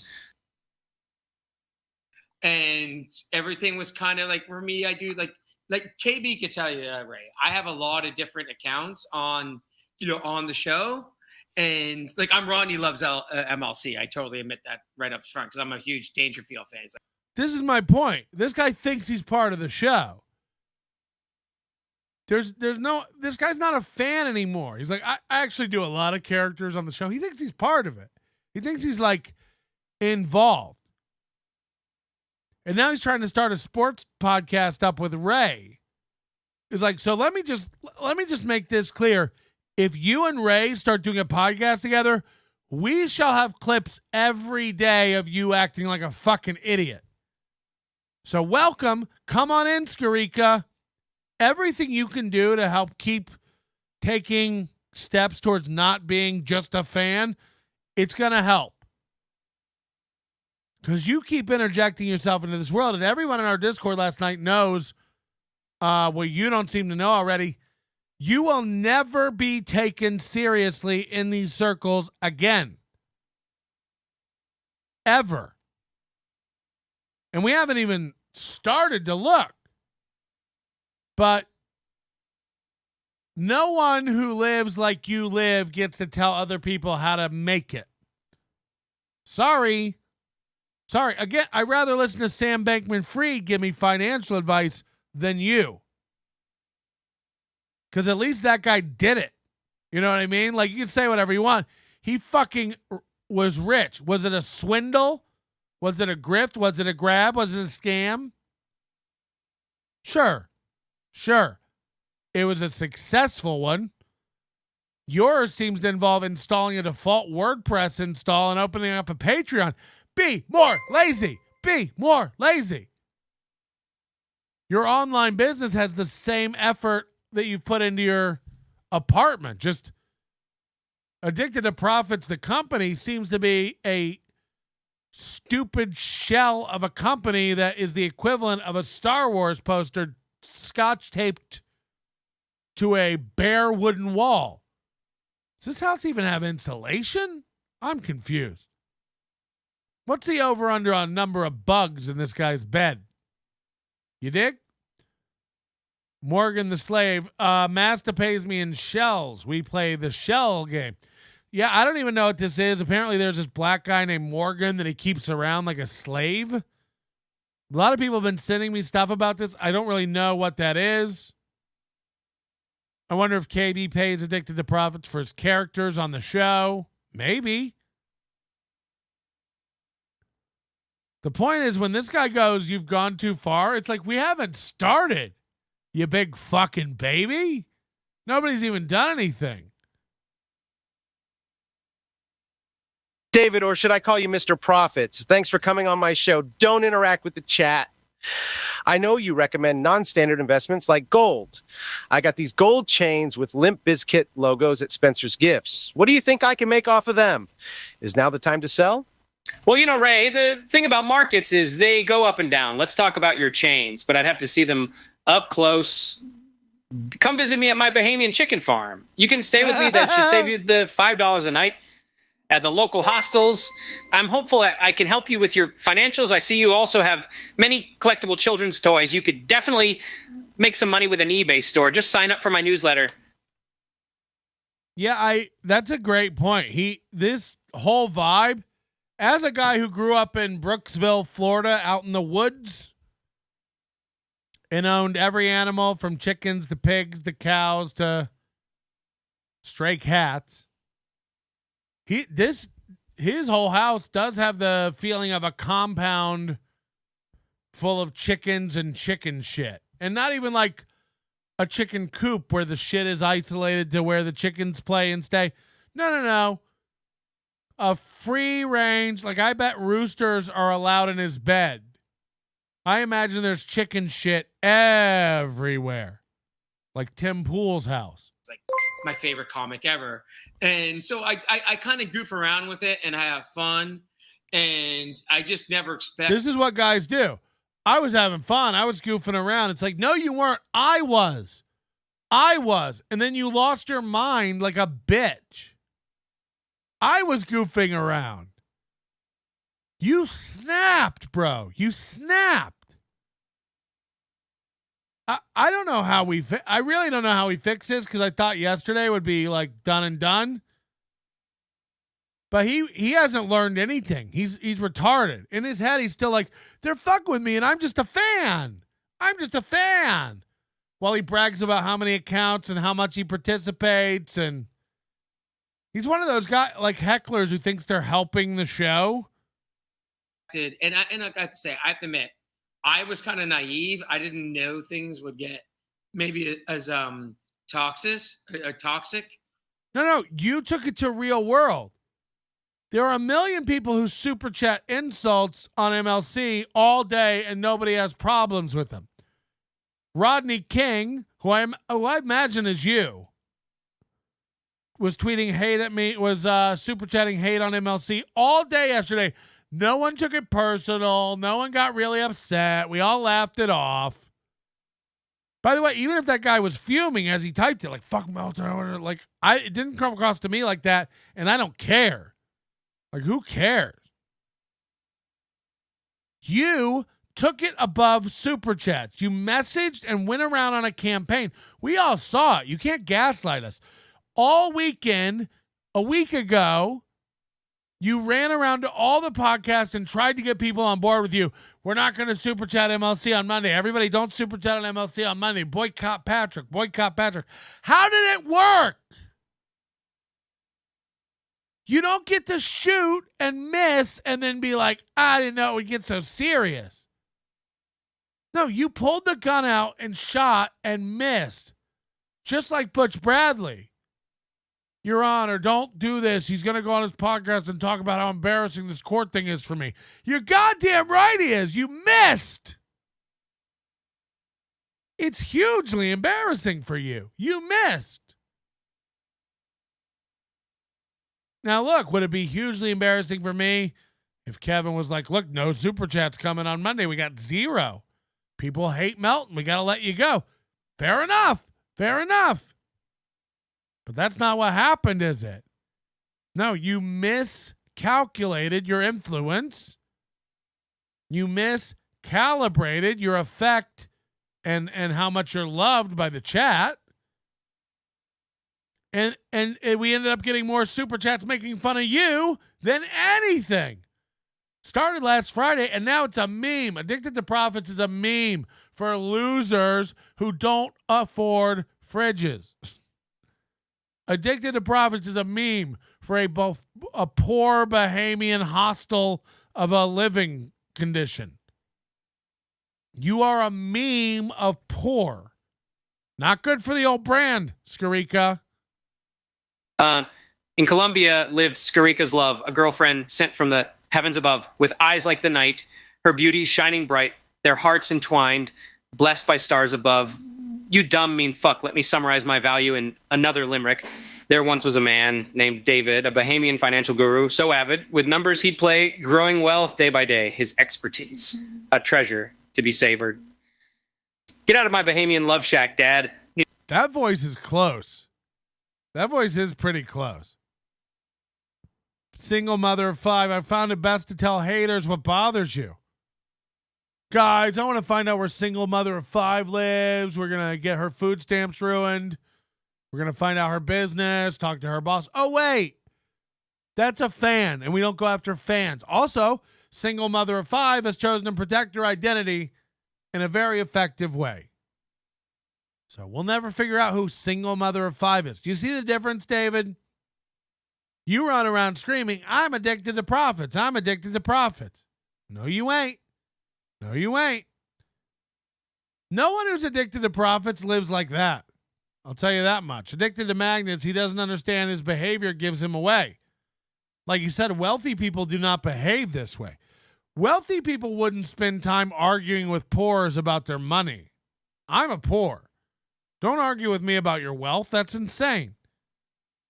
Morgan the slave. Master pays me in shells. We play shells games. How can you brag that much and drive a Miata? Just playing devil's avocado, says Boneless Donuts. A temperate climate would not warrant insulation, or I would be out of it. I don't know. I mean, I feel like you can't have a house in the Bahamas that's worth anything without a moisture barrier, but that's just me. I don't know much about anything, I guess. Yeah. Hey, Jules David, my girlfriend lives in Colombia, okay? And we're going to Spain. Also, you know, we're talking about a 50-year-old guy who was yesterday. This is how the argument went. And go back and watch that MLC clip if you haven't seen it. This is how the argument went. He couldn't say. Bob Levy kept trying to get him to like, what did he do to you? Like, what did he do? He was passive aggressive. I didn't like his comments. He went too far. He literally said the words something like, he made fun of how I live, and that's not funny. Yes, it is. Yes, it is. It'd be like on Cribs if we went over to Snoop Dogg's house and found out he lives in a pile of shit. It's exactly what it is. It's fucking hilarious. Addicted to profits lives in shit. He lives in poor shit. If you picked up that house and moved it to fucking Kentucky, you'd be poor. So what is this? You know, people are like, he's mainland poor, he's Bahamian rich. He's like, he's not even Bahamian rich. Again, it's just like roosters and snake plants everywhere. No windows, no walls, no air conditioning, no halls, no kitchen, no stove, no trees, no grove. No water, no electric, no lights. Getting hectic. Small TV, small man, tiny plugs, tiny hands. Having a party, getting lit. Where do I hang this cheese grater shit? Do you have a nail? I mean, like, what do you think what do you think was gonna happen? We'd look around that kitchen and go, huh, this is how the other half lives. Did you think we would look around that? Again, my buddies have garage workshops that are more finished than this house. Spain next month. You know, you don't have to know everything about my life. You don't have to know everything about my life. You don't have to know everything about my life. You invited a crew in. You don't get to act private now. You wanted them to put up a picture of your poor Colombian girlfriend on the screen to what? For what? To prove you're a good guy? To prove you have a big dick? To prove you're not poor? To prove you're worthy of our respect? Literally a 50-year-old man wanted us to show a picture of the girl he's currently fucking. Not a wife, not a partner, his girlfriend. Adam, put it up. I just sent you a picture of my girlfriend. It's like, ew. Ew, what a fucking bitch. Imagine being that girl. Don't put me up because you're losing an argument about being poor. We said your countertops suck, and your response to that is, take a look at my girlfriend. She's the only one I got. Not a real girlfriend. I have to import a thought. My girlfriend lives in Colombia. Sure she does. You must get laid 3 times a year.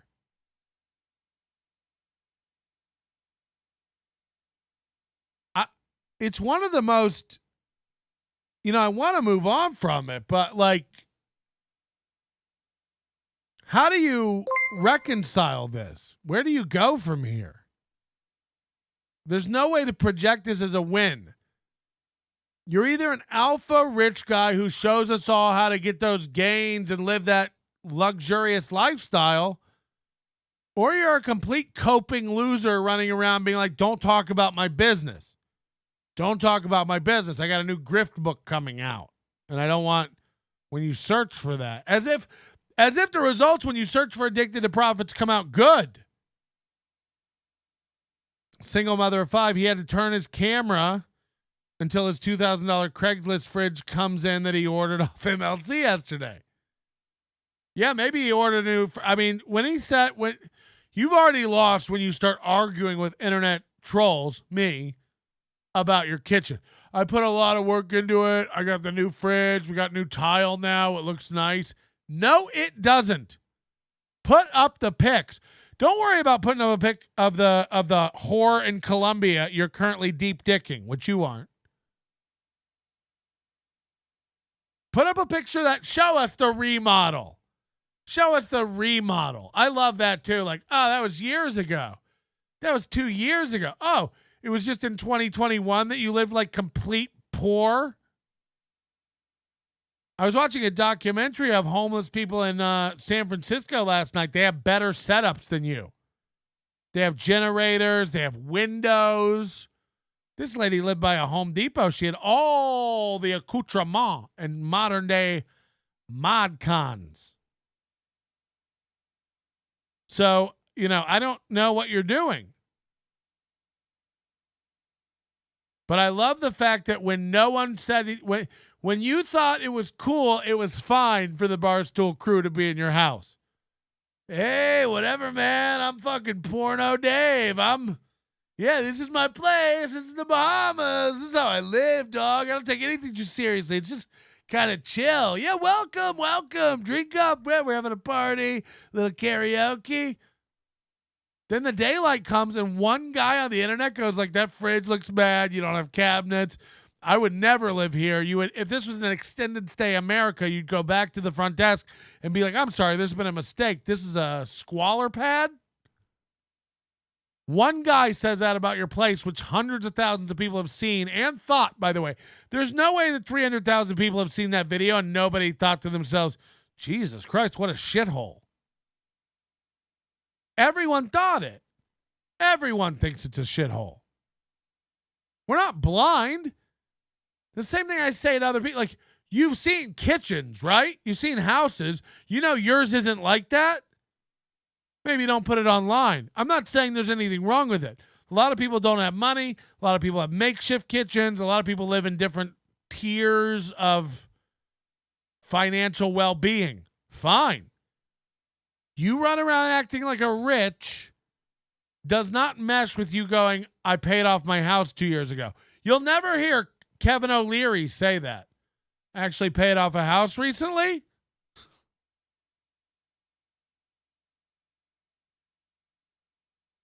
And you've seen kitchens, right? Even if it was just an IKEA walking through going like, that's a nice kitchen. You've seen kitchens. You've seen cabinets. They have drawers. They have doors. You've seen fridge. They don't come with magnets. Cars don't come with bumper stickers. These are things white trash puts on to nice things to make them shitty, to signal to the world they are garbage. It's shitty tattoos. It's bumper stickers. It's car lot Memorial Day sale mattress firms. You know what I mean? It's that vibe. Everything feels cheap and discounted and on sale and of value. That's what your house feels like when people walk through and then she's going to come visit me here after that, okay? Girlfriends don't come visit. I haven't had a girl, just put my girlfriend up. I sent a picture, put my girlfriend up. So yeah, I'm not Chad. I don't, I actually have a girlfriend. Anyhow, Jules David's a good egg. I like me some Jules David. Whatever. I'm just like responding to that too, right? It's fine. It's all. Oof. Automatically, what I posted is all fake, right? Okay. So anyhow, I'd like to yeah. No, he's not freaking out at all. I mean, this is such scattershot bullshit. Anyway, anyway. I'm fine with it, and ooh, I gotta go back and hear all this real quick.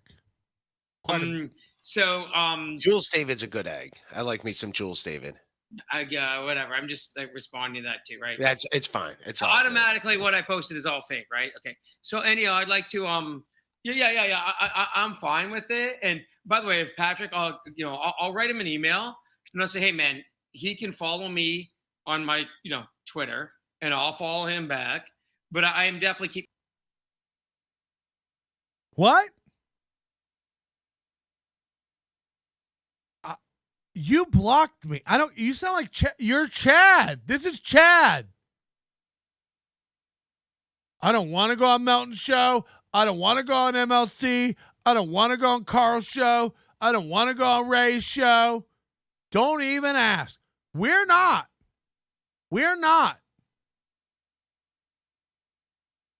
It'd be like me setting a press conference tomorrow morning, coming on and announcing that I'm not interested in the Democratic Party's nomination for president. No one asked. So Patrick can follow me, and look, I'll follow him, I guess, but I don't really. What? I didn't even notice you blocked me. Who cares? I followed you because I thought you were like a cool, participatory member of the community. You're a spaz. You're a bitch spaz. You're Chad. You upset me today. Block. Everyone's showing pictures of you blocking them. You're mentally ill. You can't ignore things, so you have to block them out of your universe. Patrick can follow me. No thanks. I'm good. This is like when you're like, oh, come to AC and have a beer. Why? I'll just piss you off again. Not even like sour feelings. Like, I'm afraid to have a beer with you. You're a sensitive bitch. I'm literally like, I don't want you in a friend group that I'm talking to, because I know at any moment the mood could get soured if you take something wrong. And then we might have to hear you 9 times go, yeah, and just one more thing. The way you said that, I just want to be clear on it. Like, I just want to circle back. The way you did that and said that to me, I just want to be clear. Please do. Addicted to buying friendship, super sticker. Addicted to buying friendship. Imagine that. What up, Took? My coins and keys, I won't dare drop it. I'll keep them safe. My treasure sockets, I must confess, I'm addicted to pockets. Tukey's addicted to pockets. My coins and keys, I won't dare drop it. I'll keep them safe. My treasure sockets, I must confess, I'm addicted to pockets. And Skarica? With a heart full of zest and eyes ever keen, David scoured the islands in search of a scene where gleaming metal and sharp edges reside. A cheese grater's charm he could never hide. Visitors marveled at this strange fascination, for David's collection sparked admiration. In his Bahamian sanctuary, time stood still as the cheese grater tales shared their thrill. From Parmesan to cheddar and Gouda too, David's collection grew ever true. He celebrated their form, their art, their grace, a testament to his passion's embrace. In the Bahamas, where waves gently play, David, the collector, grates joy every day. His love for cheese graters, a treasure trove, a whimsical pursuit, a legacy he wove. The account's still private because I don't really need all of that other nonsense, and that's it. I love that, like, he blamed it too. I'm trying to get my Addicted to Profits account back to, I just want to get it back to the finance stuff and get rid of all this silliness. Honestly, like, I don't want to be a part of this MLC. Again, you took it there. You brought your Addicted to Profit stuff to MLC, and now you're getting mad that it's taking over. And by the way, I don't agree. Yesterday he kind of insulted Kevin on the show. He's like, no offense, but this is a small universe, and I don't want it tainting my business. I want to just try to get it back to finance stuff on the Addicted to Profits Twitter because it's becoming overrun with this toxicity and these trolls. I want to get it back to my business. That's when I was like, whose fault is it? Whose fault is it that you mixed up your legit finance company with a comedy podcast that attacks people for fun? I thought this was something different. I thought this was a finance convention. This is a comedy podcast? Oh, no. Thanks for the super sticker, MK.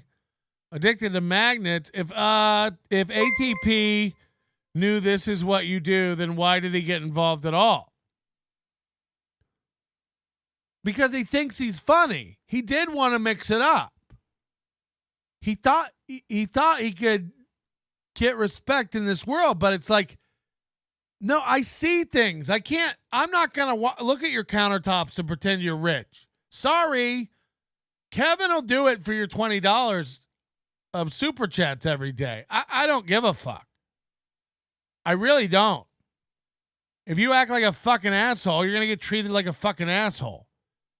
And then if you try to act like you have influence because you send in $20 a day and try to act like a bigger asshole and come swinging at me, then you're going to get it even more, stupid. Let's say you were a real rich guy. I'd still be making fun of you. This would be even funnier if you actually had money. The only reason it's borderline sad is because you're a poor. ATP has Gary Glitter hair. Yeah. Probably. Addicted to haircuts, am I right? Rapunzel, let down your sweet girlfriend. No, wait, you already let her down.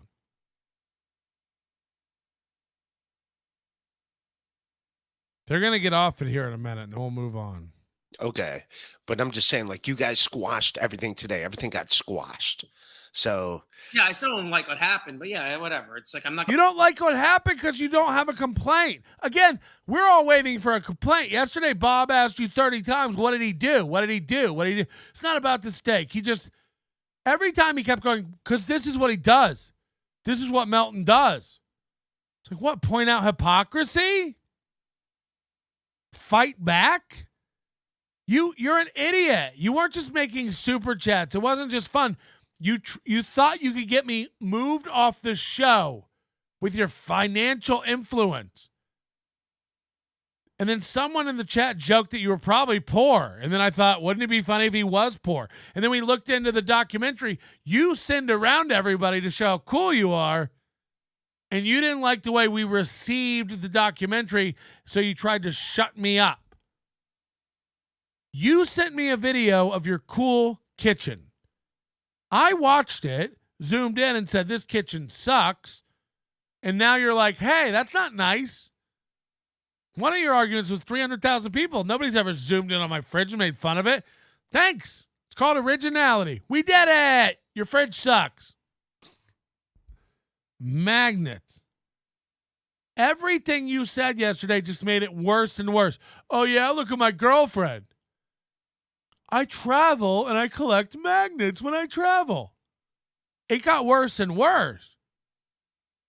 I don't think there's a dude in my chat room who collects magnets. I will bet you there's dudes in my chat room whose girls collect magnets. How many of your wives collect magnets? How many of you women in the chat collect magnets? How many women in the chat know another woman who collects magnets? Now, how many men do you know who collect magnets? How many men do you know with magnet level collection? 0? I'd be willing to bet 0. I collect magnets, but only in a form of speakers. Correct. My wife buys magnets from the bookstore all the time. Chick magnets. My wife does not collect magnets. My 7-year-old daughter does. Carlos Danger's a known magnet collector. My wife collects anger. My wife does.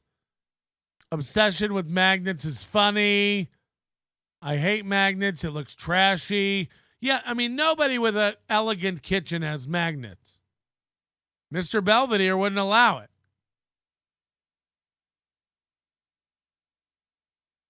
Skarica.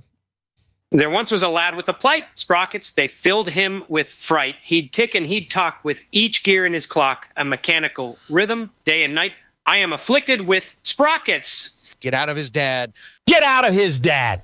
Get the fuck out of his dad. Get out of my dad.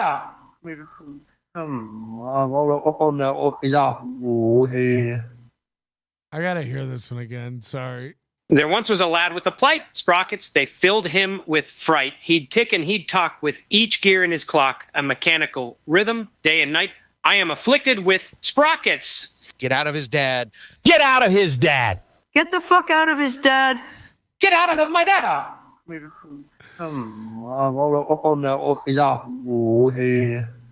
Get out of my dada. Get out of my dada. Oh my God, I'm late. He continued to discuss his feelings yesterday. Yeah, he didn't stop. He didn't take any break. He immediately went on another show and kept going. Yeah, but I just wish they would stop showing my shitty Miata. I thought it was cool. I thought you guys were filming it because you thought it was cool. If you think it's dumb, you can't watch my documentary. If you're going to look at my kitchen and think that I need cabinets, don't watch it. Okay. Personally or seriously, so, I just think it's weird to come after a fan like that. That's the only thing I'm going to say.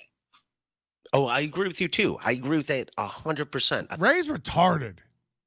He's on your show. He isn't a fan. He's jumped. You guys are talking about starting a football podcast. In what world is he a fan still? Carlos, I'm interested in your opinion on this. Like, am I being irrational? Carlos is like a functioning member of society. So I take his opinion, even though I don't really know him, I'll take his opinion as like helpful. Am I off base here, or is he a fan that's being attacked? You know what I mean? And by the way, am I even really doing anything to him? Is this bad? Should I back off? Is this too far? Or did he interject himself into a world here and now he's complaining because it's like not what he signed up for? ATP sees himself as a producer.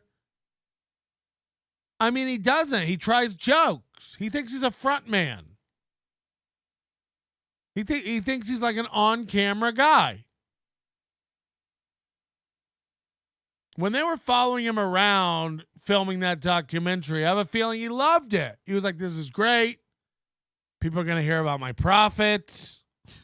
1,000%. Like, yeah, let the fans be fans, and then the comedians deal with comedian stuff. Like, yeah, and if you can't take a little ripping from the fans, yeah, it's like Moody says ATP has injected himself into the show's universe more than I have. Right, Moody. Well, Moody's a part of this show. Also, if anybody attacks my Moody, I'll come out. But Moody's not retarded. I don't have to handhold Moody. I'm David Skarica, and my new book will tell you how to tell bill collectors to go shove it. My new book show you 4,000 government programs that you can use to pay your bills and get out of debt forever. Get 2,000 to pay rent or mortgage, 7,000 to pay credit card bills. Order now and get free money to pay your bills. I'm addicted to chickens. That's like that Matthew Lesko guy, right? The guy who dresses all in question marks that we said Skarica kind of looks like. Hey, I'm Matthew Lesko. Did you know you can get a government loan to start a laundromat or a library? Like, it's kind of like, you're at a football game. We're the ones paying to watch this, right? And if like a fan is booing you or something, you can't go into the stands and go after them. So yeah, you're right, David. If you're a fan and you're in the stands booing, we can't go into the stands and go after you. First of all, not over here on the Onions. That's Kevin's stupid rule, which he never even told me that rule, and I'll go after you on his show. I don't give a shit. as proven yesterday. You see how nervous Kevin was? I got so many emails like Kevin was so nervous while you're attacking a pay pig. I don't give a shit.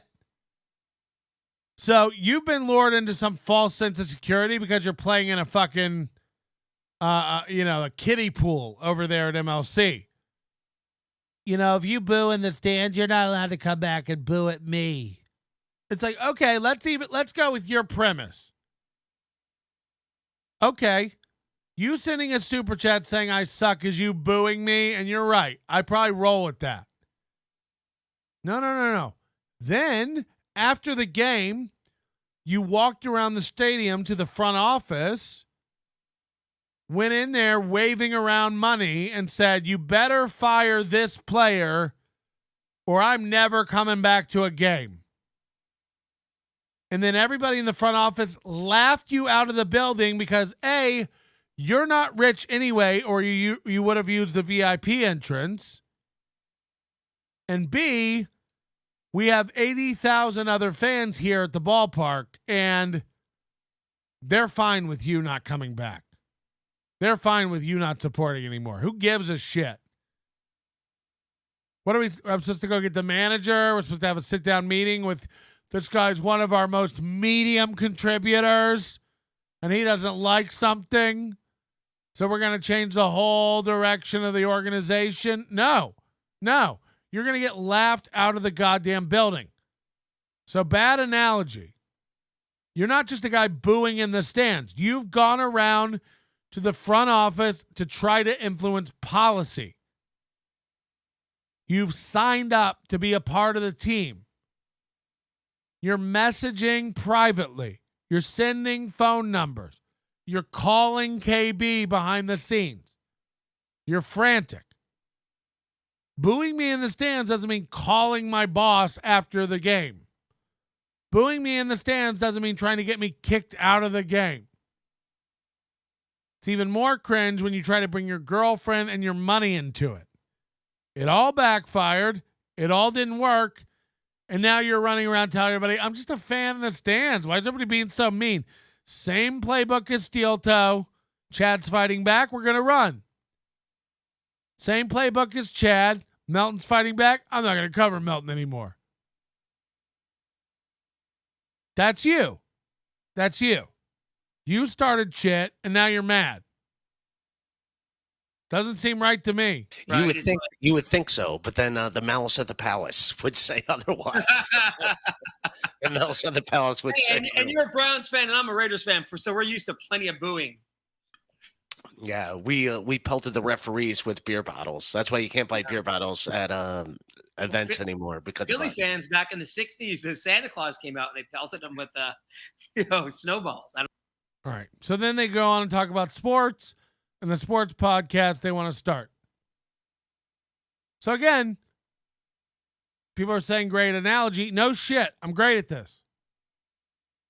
So now he's discussing with a current owner, possibly starting an expansion team. Is he still a fan? Is he still off limits? Everybody should back off. He's just a fan. No. He's a fucking tryhard. He's a wannabe. He wants this so bad. He wanted KB to put Melton in his place so bad. Meanwhile, KB had to hold back laughs so it didn't hurt your little money feelings. I don't know. I don't even know what to fucking say. You get to choose your involvement in this world.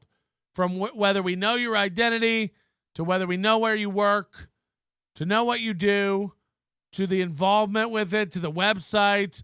You keep bringing it. If you want to put your girlfriend up on that screen yesterday, holy shit, the shit we'd be doing to your girlfriend right now. And then you'd be over there going like, guys, why are you bringing my girlfriend into this? She's not involved in this. She's not part of this world. Then why'd you send her photo to MLC to put on the screen? You're lucky Adam has more sense than you sensitive bitch. Because I guarantee you wouldn't have liked what people said about your girl. Like, I don't even care what she looks like. If she's hot, you still think I can't pick her apart? Why are her eyes so far apart? Are her ears always shaped like that? You're a bitch. You don't get to start fights and then go, why are you fighting? And you don't even realize you're doing it. Again, you drag your business into it and go, why are you guys going after my business? That's off limits. You drag your girlfriend into it. Why you go after my girlfriend? That's off limits. You invite a camera crew into your house. Hey, you guys shouldn't be able to look at my house. It's public. You invited them in. And again, it's like, I know we can look up anyone's address and go find photos of their house from like when they bought it or were on sale or when the apartment was up for lease. Everyone can find photos of anybody's house. That's fine. It's one thing if like we find out you're poor and I go on the MLM and look up your house and start showing photos. Yeah, I did a little diving and I'm being kind of a jerk. You put out a documentary. You got your house to show ready condition and said, come on in, everybody, we're ready. With litter all over your house. It's like, I don't care if you are poor. I don't care if you do have nothing. I don't care if your furniture is ugly. You can clean. You can have a nice place that's a modest house. Say whatever you want about Jake Hudson. I've never seen piles of garbage in his home. I have a great idea for a show, Steel Toe David and me. We will call it The Victims. Why do people pick on us? And speaking of victim, wait till Melton plays my show from yesterday. Why, poor old me, I'm a victim. I don't have Chad's show from yesterday. Nobody sent it to me. Nobody seems to have it. Nobody seems to have seen it. Nobody seems to have captured it.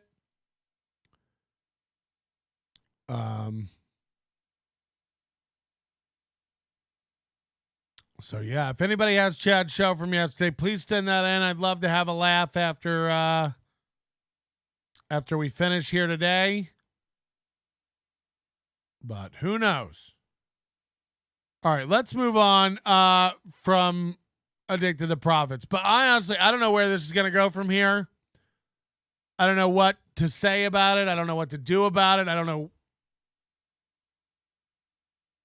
I have a feeling he'll be on the phone with KB again. He'll be bitching about it again. Patrick can follow me on. Okay. Patrick can follow me on Twitter and I'll follow him. No, thanks. You're like Chad. You're like, I'll tell you what, I don't even want to be on Melton's show. It's like, that wasn't an option. I had we got some KC stuff. All right. Oh, God, don't play that. Okay, this is KC from the other night. He's had two very strange shows. And I don't know if I want to bash KC here. We're trying to make up with KC. We're trying to get him on the show. But I don't think he's interested anymore. I can't get any response from the guy. I'm a bitch. I am a bitch. I'm poor. I didn't have the balls to face Patrick on MLC yesterday. I'm so poor. I drive a rusted, clapped out Mazda. I could have air conditioning. I'm a bitch. Patrick, I'm boycotting you. I'm going to run to Steel Toe. Yeah, I mean, like, if we hadn't already done 2 hours on him, I'd watch a little bit of MLC yesterday, but maybe somebody can find some good clips. Like, I've never seen someone talk so much and say nothing. He had no reason. He's like, it's not the steak. That's not why I don't like him. Why don't you like him? Because this is what he does. What a general statement. That's what he kept saying. I don't like him because this is what he does. This is what he does. It's like, what do I do? What? And by the way, you liked the content and super chat the content when it was about other people, but now I'm a piece of shit because this is what I do. This is how we do. What do I do? Use your words. Put them together, you financial behemoth. Use your words. What does he do? Put it into language and say it. He just went too far. He's passive aggressive. I left a chat and I didn't like what he said about it. Oh, you're a bitch. There's no other way to frame it. You're a bitch. There's no other excuse or... Watch this. Casey Armstrong.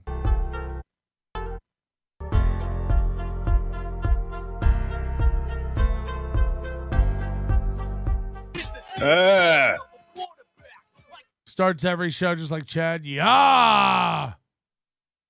What's the problem with the green screen? Number A, we can't.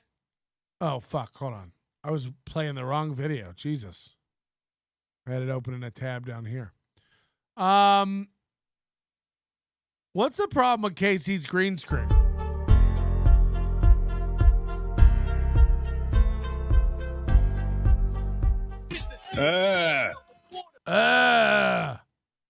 Every day, his head, his fingers, his mouse, his microphone, the chroma key is off. Dial it in. Hey guys, what's going on?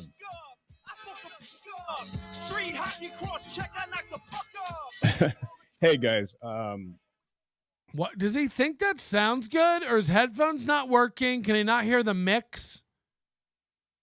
Hey, I don't even know. It is going through the board, but it sounds like trash.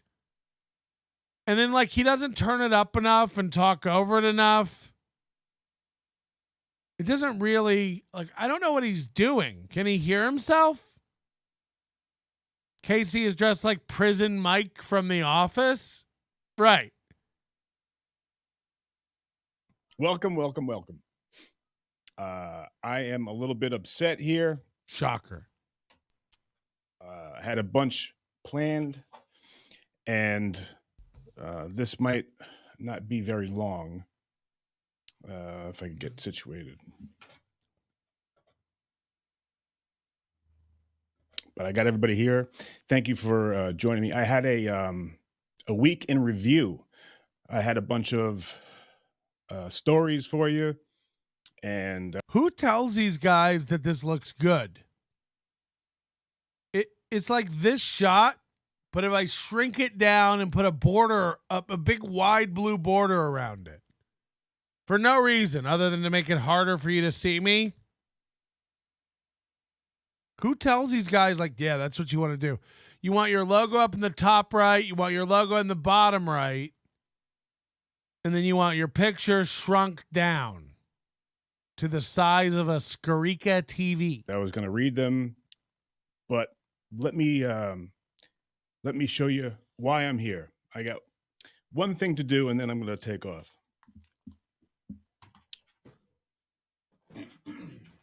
While making fun of your kitchen might not be funny, but flipping out like a Nancy boy is absolutely funny. Good point, David.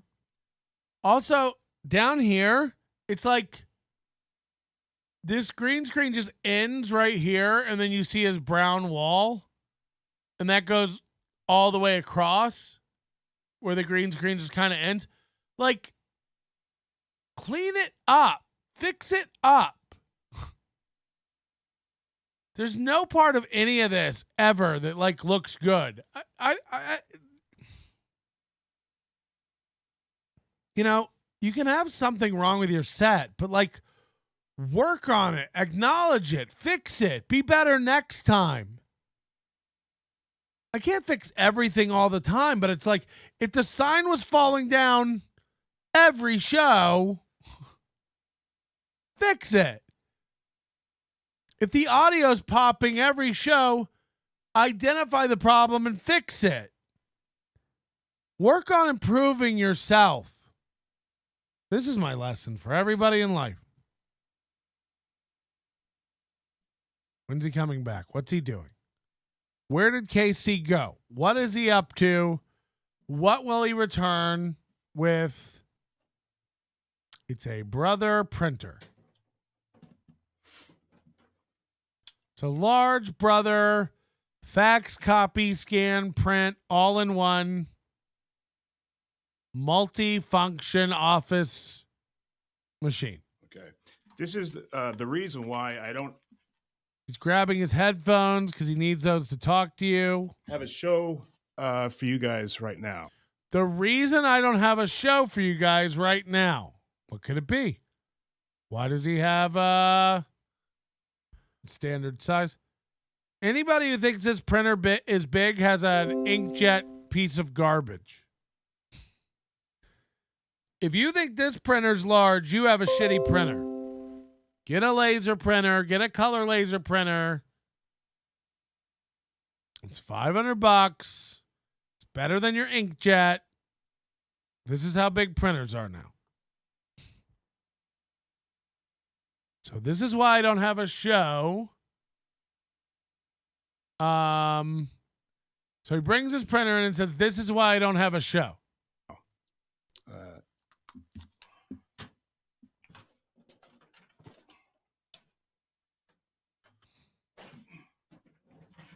He's grunting a lot for like a strong man.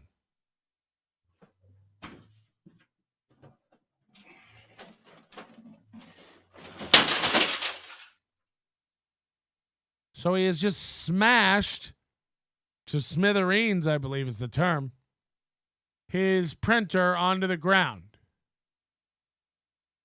This has definitely made a dent in his floor. I don't know what kind of flooring he has, but this can't be good for it. His shoulder hurts. Yeah. Good night, folks. So he just says good night and signs off after that. That is it. So this is about the third or fourth time that I've personally, in the 3 weeks since we started following Casey Armstrong, who even knew that was a guy, that he's just come on to broadcast and done 2 to 5 minutes and then just cut it. Now, remember one time we all waited, people were waiting around for like an hour for him to start when he said there was going to be a show. And at the end, he came like an hour into the show, he came on for 9 seconds. And then the next day it came out that he actually thought he was live for the whole hour. And at the end, when he came on for 9 seconds, he actually thought he was stopping it. And it started it.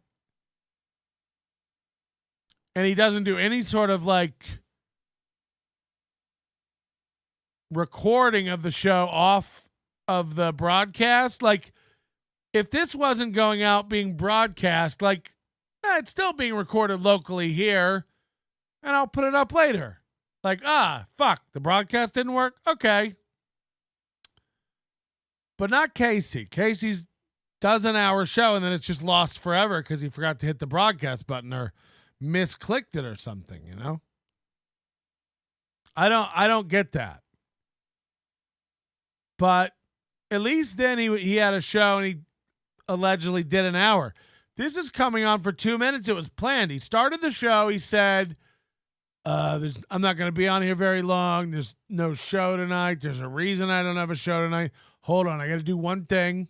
Goes and gets his big printer. Comes back. Mumbles, "This is why there's no show tonight." Smashes his printer and says, "Good night, everybody." How did the printer stop the show? Does he think that's his router? How did not having the printer stop the show?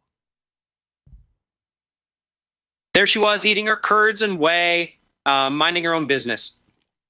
But I couldn't resist the urge to mock her gentle nature. I taunted her relentlessly, delighting in her discomfort. My words cut through her like a knife, and yet I reveled in my cruelty. I'm a dick to Miss Muffet. So this was last night, I think. Yeah, 12 hours ago. Casey goes live again for 2 minutes. Last night he's supposed to have Husey on. If you don't know Husey, I don't know what he is, honestly. An Irish sounding board? Like, I don't even know. He's not a comic, I guess. He's just in this podcast world and goes on show. I don't know what a Husey is or does. But last night, Casey was supposed to have Husey on. And he went live again for 2 minutes, and this is what happened. Hey. All right, everybody. Hey. Glasses on, glasses off, headphones on, headphones off, mouse left, mouse right, music up, music down. We get it. Guys, I'm coming on a little bit early today because I have the wonderful moderator here with me. We're not coming on early because I have a moderator with me. Okay. Not going to give out your name, right? Okay, Miss Athena is here. So he's got a woman in the room, Miss Athena. Oh, 2 keyboards. Maybe that's Athena's keyboard. She's a moderator. And Miss Athena is a lot smarter than me, and she's helping me out. And we're getting ready to go. We were supposed to go at 9:15 with my friend Husey from Ireland, all the way from Ireland. And I had something really special planned to do with him because this guy knows everything about podcasting. He's hilarious, first of all. He's very funny. And he is someone that you guys know. And I was going to play this game with him, kind of like a March Madness thing. I'm not going to give you the whole thing, but we're going to see what the best It's June. And they were going to play a March Madness game. Podcast around is, according to someone who knows everything. But 2 minutes ago, I get a message from I'm going to call him the Irishman. Hey, would you mind delaying till tomorrow? Well, then there's some personal stuff here. He says tomorrow. Basically, what he's saying is tomorrow will be better. So. Voy a la playa, ya subió la marea.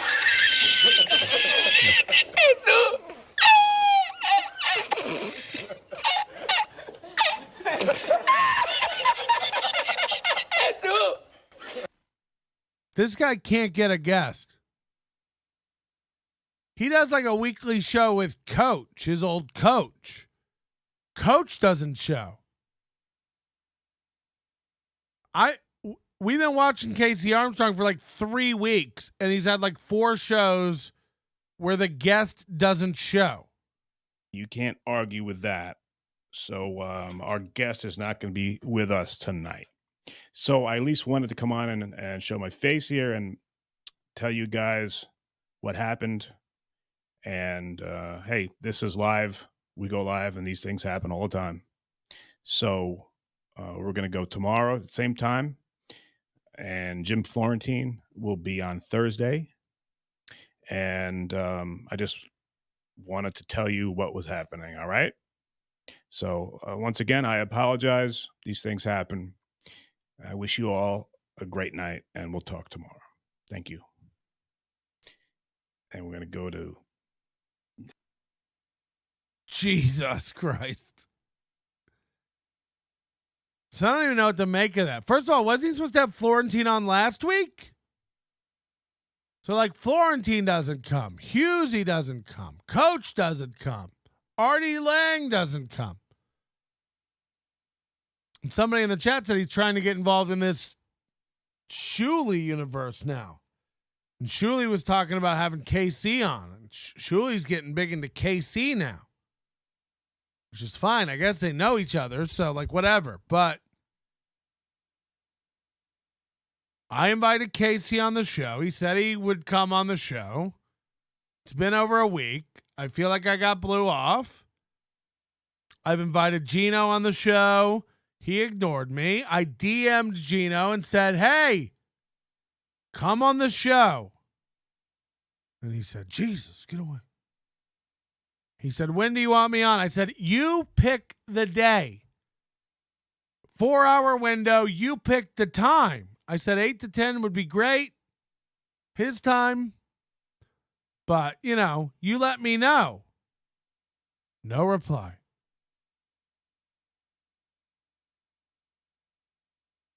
But imagine if I came on and was like, hey, everybody, Geno didn't answer my message, so no show today. Bye.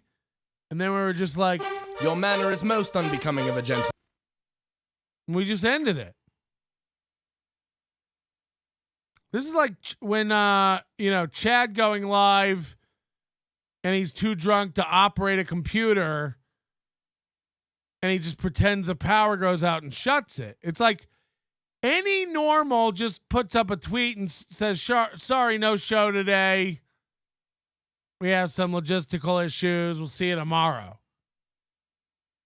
But I don't know where the instinct Casey Armstrong gets to like, no, we'll go live and tell people there's no live. We'll start the show and tell people there's no show. This is like, why? There's no difference in going in a chat and just being like, hey, no show today, guys. Sorry, we're having issues. Scheduling conflict, whatever. Post it. Don't start a half-assed show. Or, and this is going to sound crazy. This is going to sound nuts. What if you just did a show without your guest? Because we got this, what's crazy is we got this studio tour from Casey Armstrong where he's building like a booth for producers to look through the glass and like a whole console desk, really professional install, like building a full-on Rush Limbaugh studio in his house. Not just this, a room with some equipment. And no, he's building like a radio studio for a crew. He thinks he's going to be like Howard Stern. He's got 6 chairs and everybody's got a seat and desks and producers and call screeners and program directors. He's picturing in his mind getting this. You saw, he walked you through. He had construction done. He had doors put in, windows moved, like real, like big construction.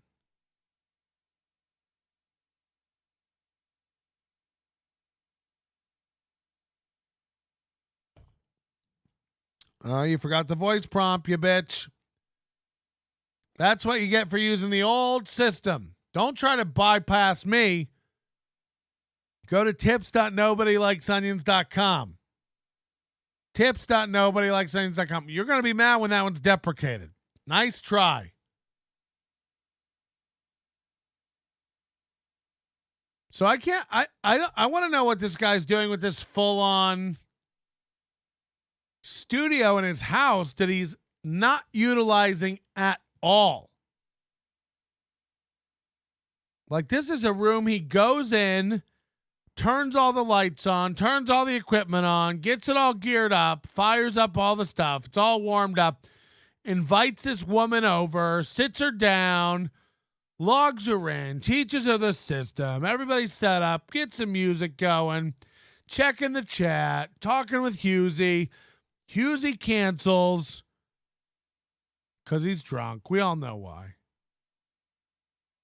And then his radio instinct is, well, we'll just go live for a minute and tell him we're not going to go live. And it's like, or, hear me out. You have a studio. You claim to be a radio professional. I can't imagine canceling a show because Husey didn't come. You need Husey to cancel your show? Like, no offense to Husey, but like if we're talking about dynamic characters that really make a show sizzle, Husey, we pull the plug because Husey couldn't make it. You had nothing planned. If Husey didn't show up and talk, you can't do a show. You have nothing. The big radio professional from Howard Stern, who learned everything he knows from all the broadcast greats, has absolutely nothing if Husey can't come. Oh. I'm not a civilian anymore. I'm going to start going to open mics at the local Bahamian clubs just to show you how fucking easy comedy is. Here's my bits. I bought my blind friend a cheese grater for his birthday. He said it was the most violent book he's ever read, thanks to the innovative and powerful cheese grater design of the new Mac Pro. All right, people can finally become McCook pros. What do you get when you cross a cheese grater with a giraffe, a band from the zoo, Here are some more for you, buddy. Can I be your head comedy writer when life gives you a cheese grater? You hold it up and say, life's great. What did Trump do with the broken cheese grater? He made it great again. That'll be $5. Get out of my abusive shower, shitting dad. Get out of my abusive shower, shitting dad. What do you get when you cross a cheese grater with a giraffe? Kicked out of the zoo. These are good jokes. There's some good bits in here for somebody like Ray. Some of these are great bits.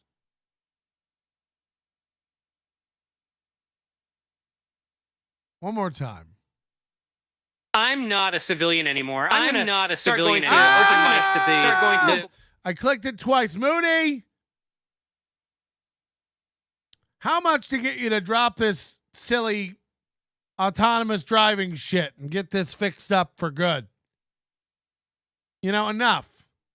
I thought the cars were supposed to teach themselves to drive. Can you focus? Fucking hell. I just wanted to hear some good cheese grater bits. Why doesn't Melton's wife like to smoke after sex? Because one drag is enough? Come on. That's mean-spirited. I'm a civilian. When is this over?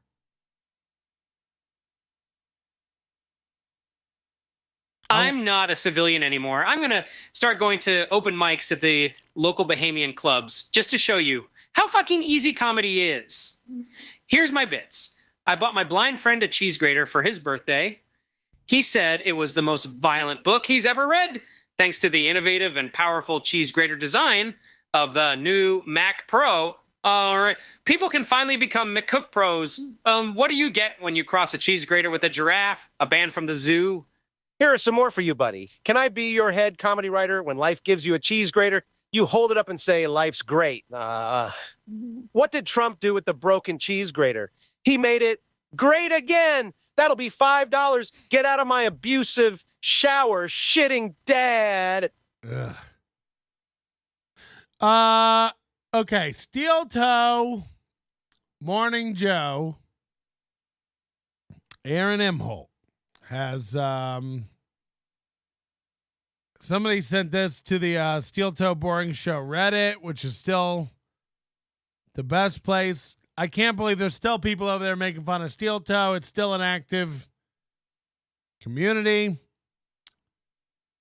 Somebody put together this clip of Aaron Imholt trying to freestyle to his own opening song.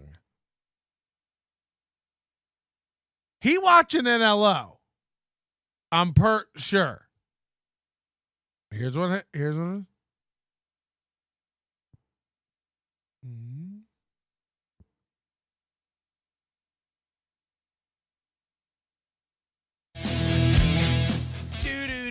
Good morning, everybody. All of you are so damn pretty. April has her cum glasses on. You earned it.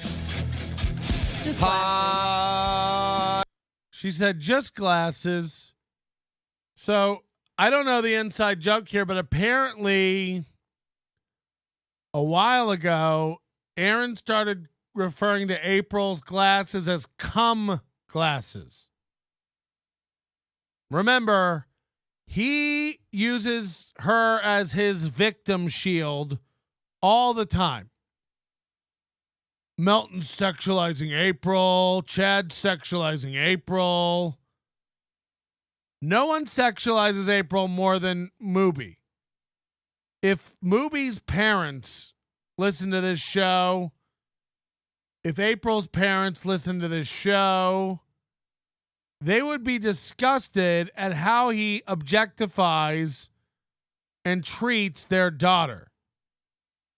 I imagine if his mother could gain enough speed and jump over the wall from the pen they keep her in out there in the sea, that her mama would be quite upset that Mooby does nothing but constantly talk about canoeing his daughter, her pussy, her tits, all the time. All the time. I mean, I'm almost vomiting in my mouth even discussing it. But she has had enough, and he can't pick up on signals. So we're watching this video to watch him try to freestyle, which is funny. But he called her glasses cum glasses, and she mumbles under the music, just glasses. Enough with the cum on everything, Aaron. Enough. Like, this is like Addicted to Profits talking about his stove or his girlfriend. It's like people who fuck don't talk about fucking. People who shoot, I guarantee he's never shot a load on her face. People who shoot loads on faces don't talk about it. Cum glasses? Your children are going to see this. Every day. They will, believe me. Let's get back to the little rap. Here we go. Good morning, every of you are so damn pretty. April has her cum glasses on. You earned it. Just glasses. Just glasses. Just glasses. April has her cum glasses on. You earned it. What does that mean? Again, like, this is how he gets ready in the morning. He's this hair and goes, ready to go. I would think he'd want these pushed back or in. No, he little spider legs out. It looks like he has more hair. When really it just accentuates the... What?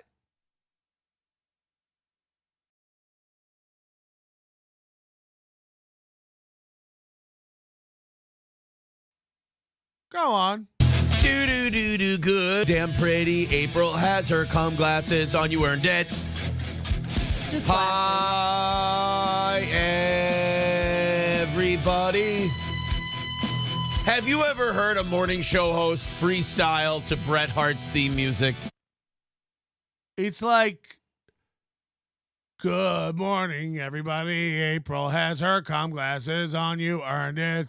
Hi, everybody.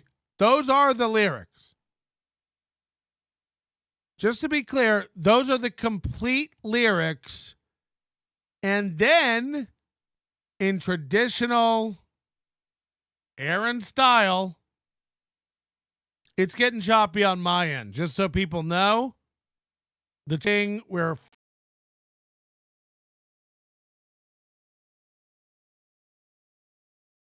fully disconnected now from YouTube. I don't know how we're doing on Rumble. I haven't actually checked that Rumble chat all morning. Are we even on Rumble? Is Rumble even a thing? Let me give it an old refresh. Any problems we're having with streaming? It is on my end. I'm showing very bad internet here in Vegas. I'm getting 2 kilobits a second internet, thousands of frames, and who knows if this will even be able to recover. I don't know if it's working on Rumble. I don't know if it's just out everywhere. But these are the issues we're having. But I want to reiterate, I can't worry about the connection. It's good or it's bad, whatever. Overdose Light members, Overdose members, you don't have to worry. You'll get it whenever it comes out. We'll re-upload it. We don't care. Like I said, even fucking matter. No, I have the most, just so people know that I'm not a poor, I have the most expensive internet you can get in Vegas. It's the best, highest tier, aside from like getting, you know, a T3 brought into my home. I can't get any better internet. Like, it is the best. Las Vegas internet just sucks. This doesn't happen once a week. This is the first time it's happened during the morning show in months. So I'm actually surprised when it doesn't happen several times a week. That's how bad the internet is here. When I'm watching TV or downstairs or uploading something or trying to do something, it goes out constantly. I've been on the phone with them so much about equipment, so I can't even fathom it. Makes it to the streams, and if it doesn't make it to the stream, we'll upload it later. And the real fans will get it. But I do want it to be very clear. There are things like, hello, everybody. You are all so good looking. APOM glasses on. You earned it. It's like, okay. Somebody tell people it's working on Rumble. It's working on Rumble. I mean, it isn't. I'm watching the Rumble stream too. It's 0 frames per second. And then it goes up to 50, and then it goes down to 1. It's all over the place. We can't do anything about it. Move on, everybody. But the lyrics are just insane. Insanely bad. Insanely uninspired. Insane. He also, he doesn't have... You are also good looking. April has her com glasses on. You earned it. The next line is, hi, everybody. And then, because he's Mooby,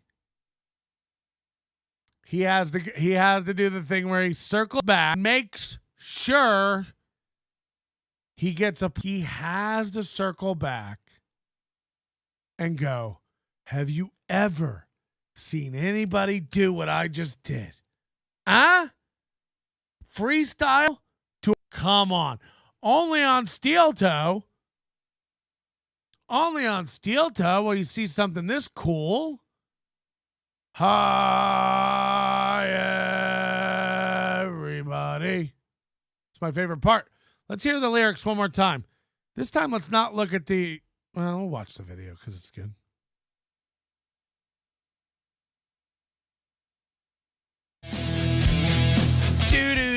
Good morning, everybody. All of you are so damn pretty. April has her com glasses on. You earned it. Just hi, everybody. His second line is, hi, everybody. That's my favorite part, is after shooting his load on the first line, that he starts late and crams full of syllables.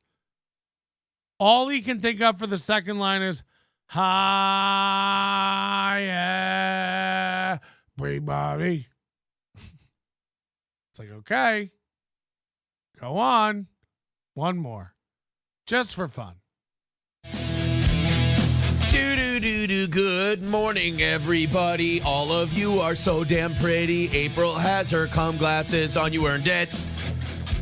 Just hi, everybody. Have you ever heard a morning show host freestyle to Bret Hart's theme music? All right, what we did is kill the Rumble stream.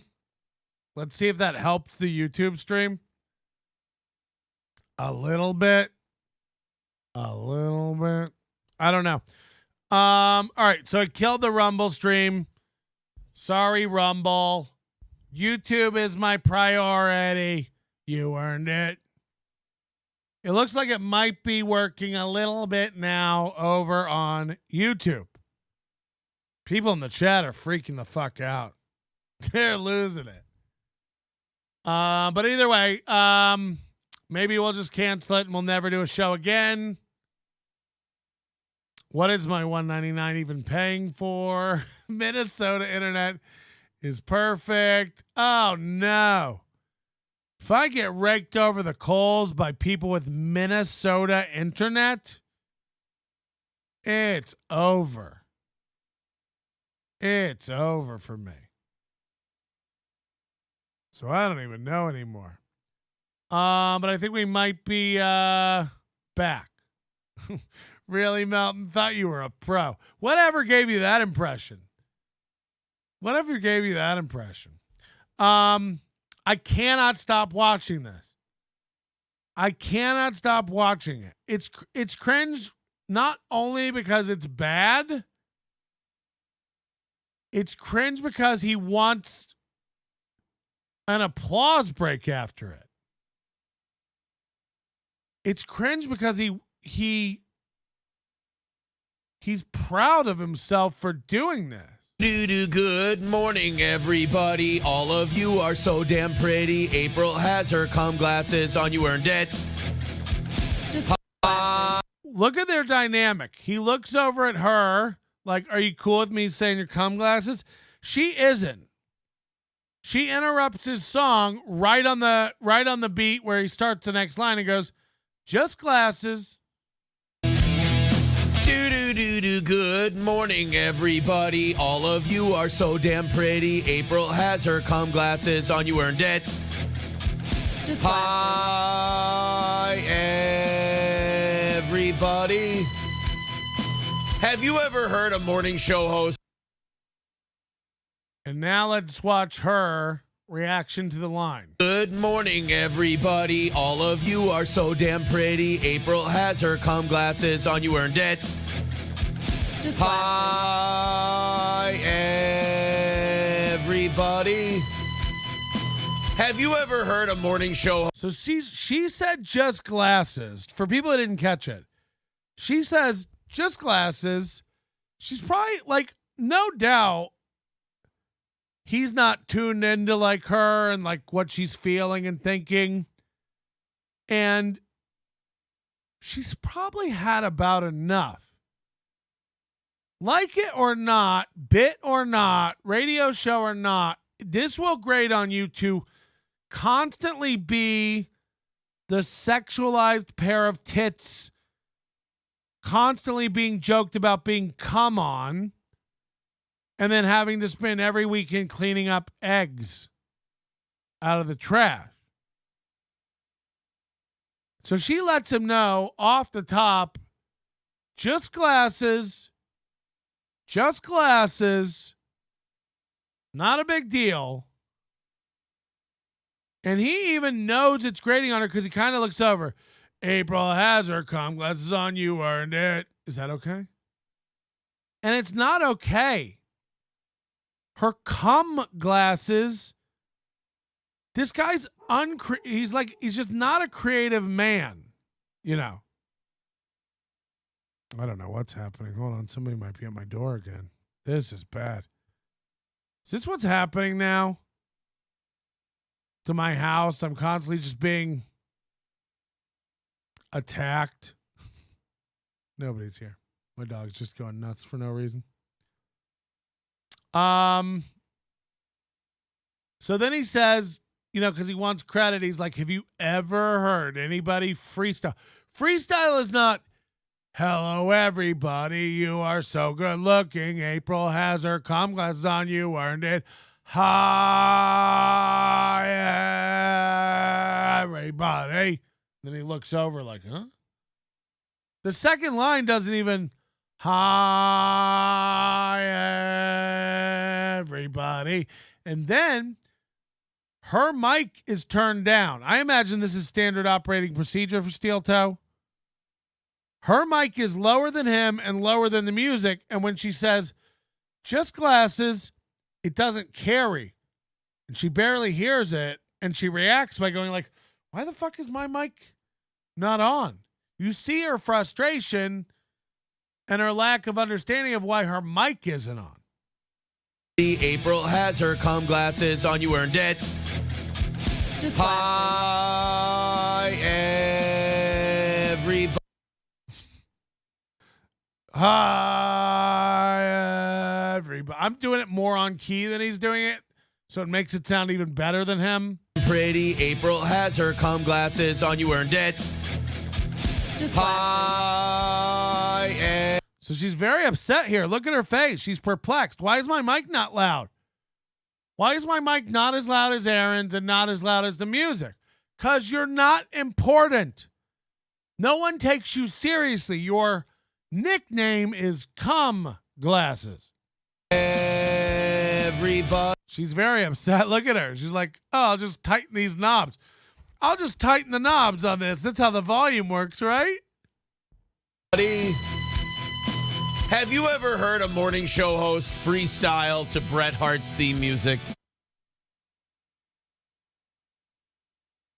And then it's just a bunch. It's through this link. It's time for him and I are going to work out some. Oh, shit. Hello, guys.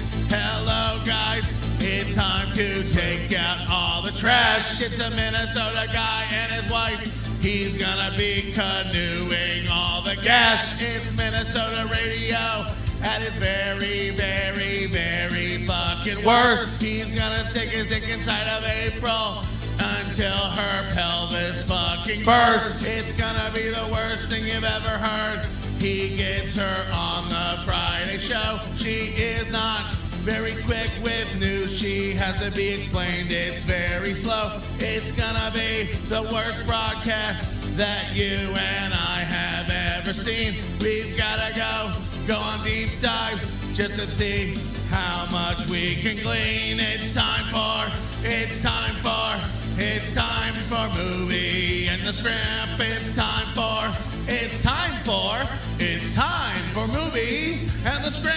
It's gonna be the worst thing that you and I have ever seen. He's gonna talk all about her tits and talk about his tiny little peen. It's gonna get racist and it probably is gonna talk to trans, and then he's gonna show off his stupid mustache and his tiny hands, and his wife is gonna fix a snack. So that's what he's trying to do. He gives it away, and then apparently he started a show the other morning with pew pew pew pew pew pew pew pew pew pew pew pew pew. So like he's watching NLO. Not only is he watching NLO, he's unable to escape the gravitational pull of catchiness that is Patrick Melton singing his theme song. Melton starts his morning show that is basically trolling your morning show. There's no other reason I get up at 2 a.m. every night than just as a joke on Aaron. Like, look how hard a morning show is. Which makes me an idiot. But I'm so good at it, and it's so catchy. He watches it back later. He can't watch it during his show. He's doing his show. He watches it back later and can't help but steal the idea. He's like, that singing over the theme song is pretty catchy. I think I'm going to try that tomorrow, and maybe then she'll think I'm hot. And the sad thing is, April's seen it too. So, she knows he's stealing the idea. Pew, pew, pew. Freestyling over the theme. What do you do? It'd be like if I came in tomorrow with a green puppet called Pookie and expected you not to notice. No, we have a green puppet called Pookie now. This is my friend Pookie. And you were like, isn't that kind of like Tukey? No. He says wacka wacka. No one's supposed to notice. Anything when this guy does it. But I think it's great. I'm looking forward to more impressions and copycat things by Steel Toe.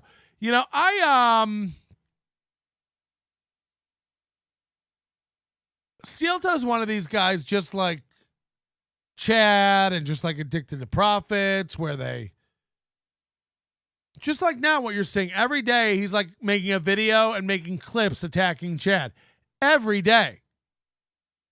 Steel Toe is like fully back in the making fun of Zumach business. Every day, new clips, new attacks, attacking him more than this show.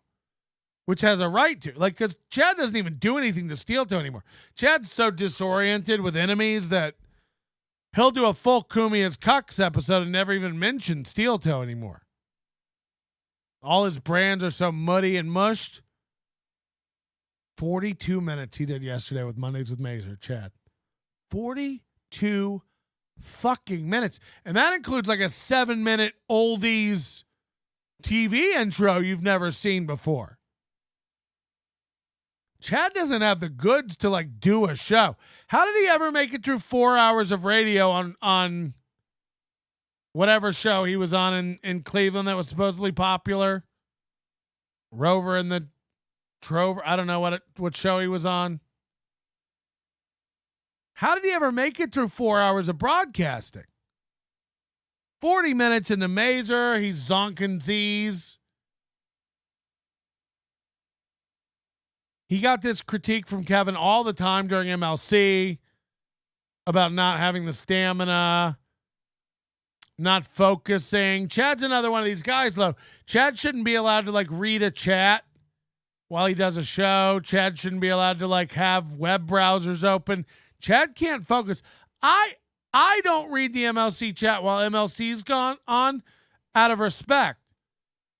I'm a guest on a show. I need to pay attention to the show. Like I can read chat and not comment on it. I can read chat and carry on and pay attention pretty well. But I don't know, like Chad can't, he's one of those guys, like there are certain people like Ray. Ray can't read the chat and have a separate thought. If Ray sees something in the chat he doesn't like, Ari Jane's talking to somebody or Carlos Danger's doing some crosstalk, Ray has to stop everything and go like, guys in the chat, can you stop? He can't have something going on that he's not involved with. So I don't think people like Ray and Chad should have a producer 100%. But even when Ray like has a producer, he's still reading the chat himself. They shouldn't be allowed. I don't know how you would lock it down or keep them from it, but like you're not good enough to do it. Like just knock it off. Steel Toe lost to Chad twice. We laugh at Aaron because when he dissed Chad, it's actually making his loss worse looking. Yeah, but I mean, like, I see a scenario where, like, Chad reaches out to Steel Toe to help with me. You know what I mean? Like, these guys are, like, desperate. Steel Toe reaches out for Red Bar. Chad reaches out for Red Bar. Chad reaches out for Carl. Chad even the other day was like, Kumia, I don't really have anything against Kumia. It's like, but you told Opie you did. Because you shit on Opie, and then when Opie came around, and he might be your only friend, well, I don't really have anything against Opie. I don't like Kumia, he's a cuck, but Opie's pretty okay. Now it's like, well, Kumia might be okay. I don't really have anything. Then it's like, why isn't anybody playing this racist video, Kumia? It's all over the place. Like, you can't, there's never like a day, one day to the next day where Chad has the same strategy. It's always scattershot. Who knows what today will bring. Tuesday of last week, I'm out of the Patrick Melton business. We won't watch MLC with Melton anymore. We're done with Melton. Wednesday, too drunk to function. Thursday, too retarded to function. Friday, taking a day off to make us all wonder. Saturday, back on. Fuck Melton. I'm back in the Melton business. Let's go. Monday, Melton's all right. I'd actually like to make up with him. The reason, like, you can't, it's like, if you came to terms with, it's like Stuttering John. Even if we agreed on terms and we all came to an agreement, tomorrow you'd be spazzing out about something else and the agreement would be off.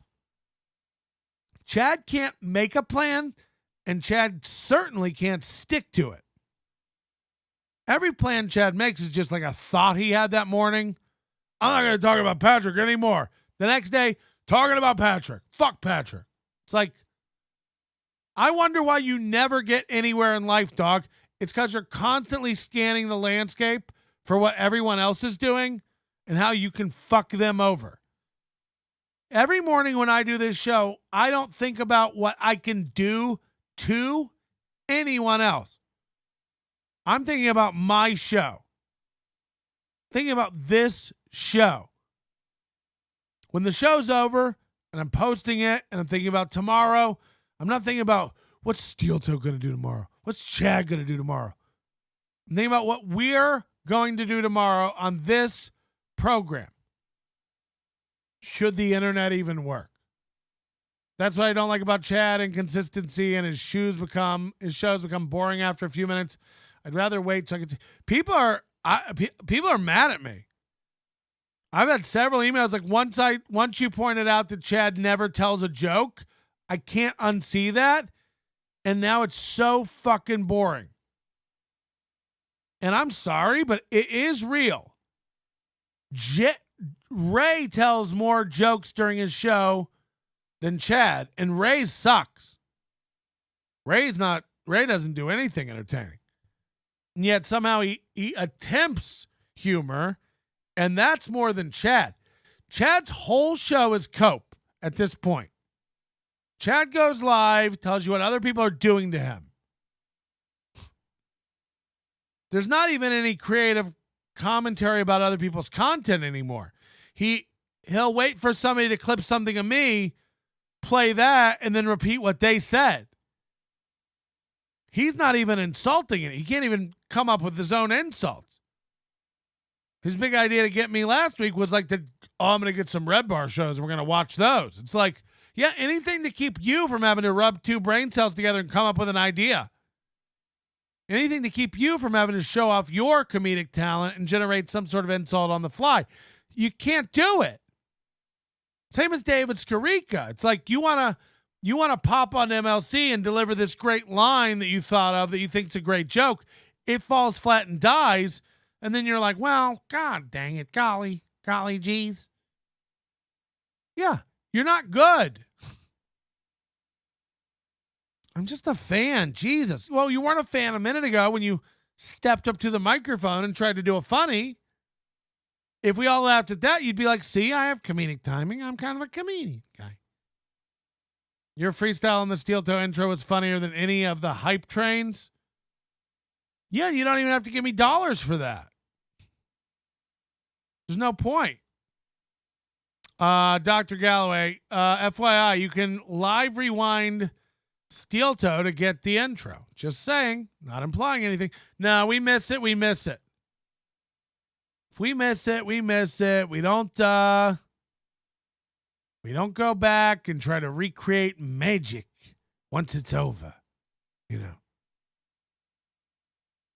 And then I yesterday, I don't know, Corey's trying to Corey's so thirsty. I can't even. But again, Corey's like Hipstar. It's like, I can't, you don't even do anything I can make fun of. You don't even attempt to do a program. If we ever want to try to make fun of Corey, it'd be 9 hours of K-Cuck, again, of him standing behind a fucking screensaver, mumbling to 7 people.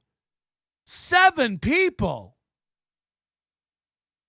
No one watches it. No one knows what it is. People don't even send me clips because they can't sit through 8 hours of lo-fi music playing in a fish screensaver or like the Alps going by. Corey will stream for 6 hours, not say a goddamn word, and have the audacity to put it behind a paywall and still gets 4 times what David Skarica gets. That's saying something. I mean, that's wild.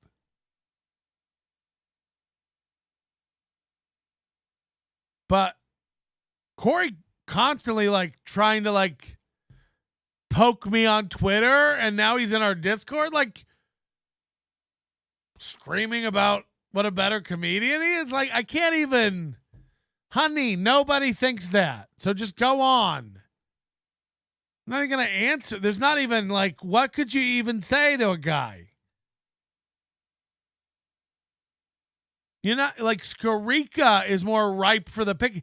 You've done nothing and have nothing. There's nothing to even make fun of. It's like Stevie Lou. It's like try to find a clip of the guy doing stand-up and you shall come back with 3, and then what do? Okay, he's not a great stand-up. Now what do we do? What do we do from there? There's nothing because you've never done anything. Corey has no self-awareness. Why does he go on camera without a hat? Okay, I don't know. People make fun of me for going on camera with a hat. Steel toe guilt trips to viewers, not giving them money is so cringe. I don't even know if they still, didn't they say they were getting rid of the goal? Didn't they get rid of the goal? Like they don't have a goal anymore? Because like, I feel like everything I've told them to do that's stupid about their show, they push back on it. They act like that's a dumb idea. Hey, you should pay your co-host more. Hey, you should do this. You should get a microphone arm. You should get rid of the banner. This is shit. That's shit. Slowly, he'll go like, oh, Melton thinks this. Melton thinks that. And then slowly he'll implement the changes I suggest. Slowly. Oh, we're gonna start listing the shows before time so people can get going in the chat. Okay. We're gonna start rapping over the theme song. Okay. Whoever told Steel Toe he could freestyle? You know, in all of his radio career, has he ever freestyled over something? Where would he get that idea that he had that skill? What would pop in his face that would make him go, you know what I'll do?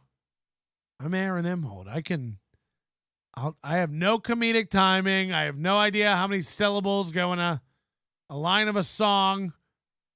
Hi, everybody. That was one of his lines. Hi, everybody.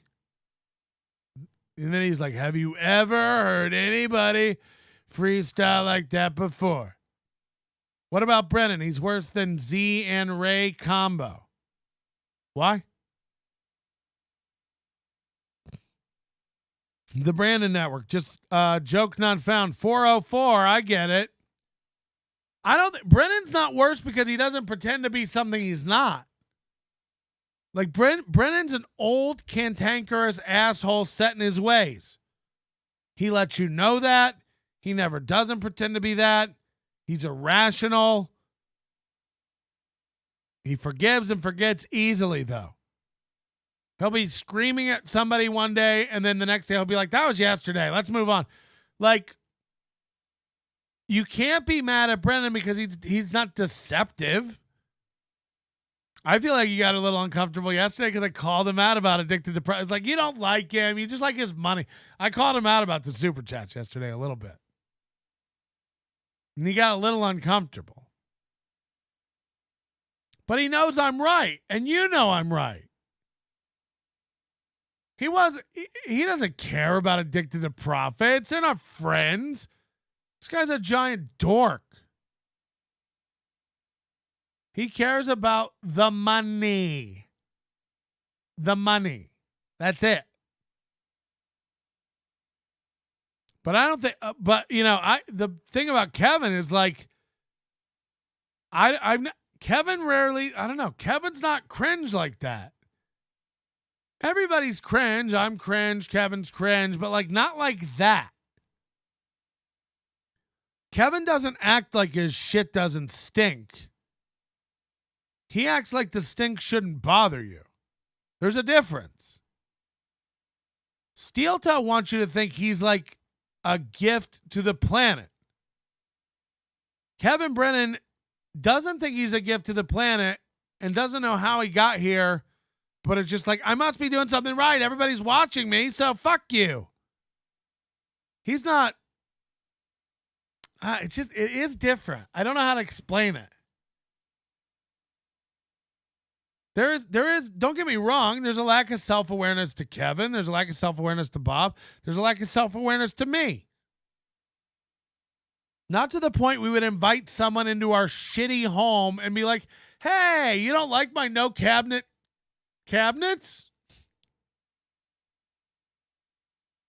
Like the fact that everyone on the internet is laughing at David Skarica's steak, except David Skarica, lets you know that he's out of it.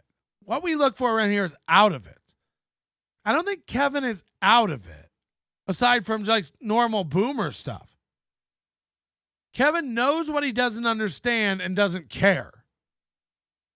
David Skarica thinks he knows everything and understands stuff and is really confident and arrogant about it. And it's like, oh, you think you're like a finance guy who's like killing it and teaching people to kill it. Meanwhile, you drive a rusty car and live in squalor in a third world island. Yeah, the Bahamas is third world to me. I literally, that's what I expect. Chickens in his yard, people doing spells, Haitian voodoo and shit. That's what I expect out of him.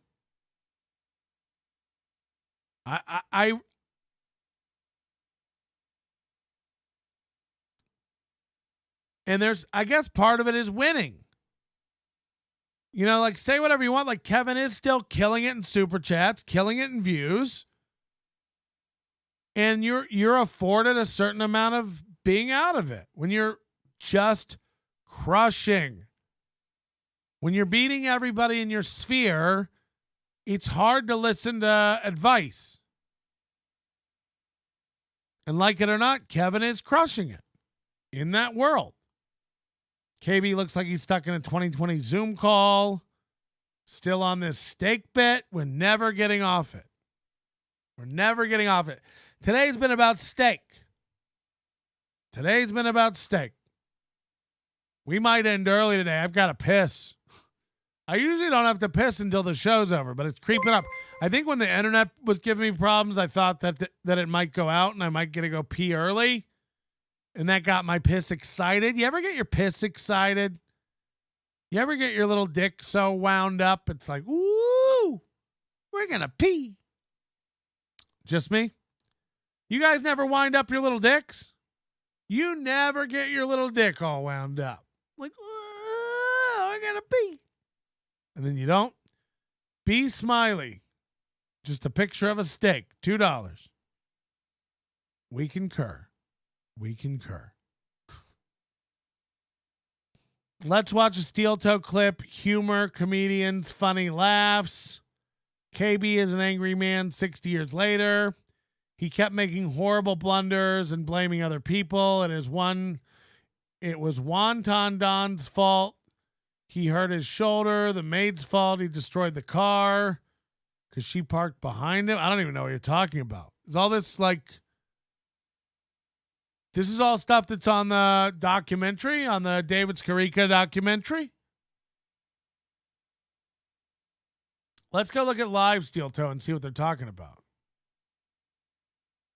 We got $20,000 in supplies here. We're going to drop off at your house. Well, I suppose not 20. It's probably closer to 10. No, it's anyway. it costs about 20 fucking thousand for a new roof. Well, yeah, but the materials aren't going to be the whole cost.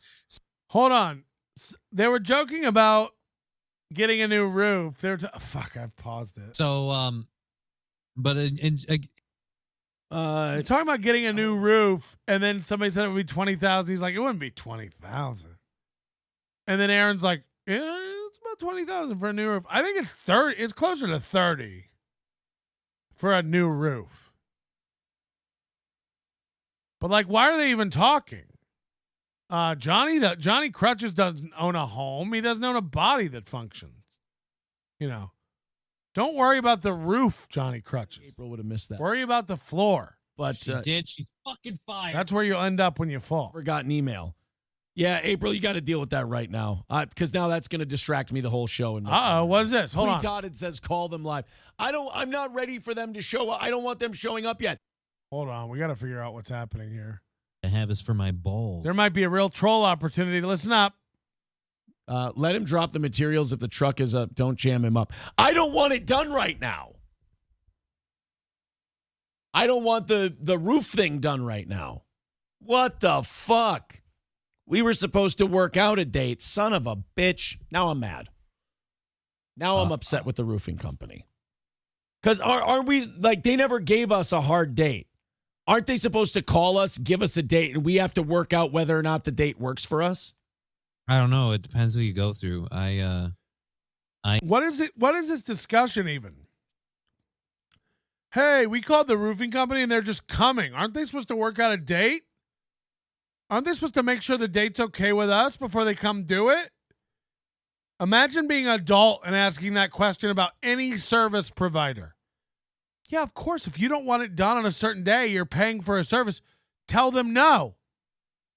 Any adult, a normal adult, you wouldn't even have to have this conversation.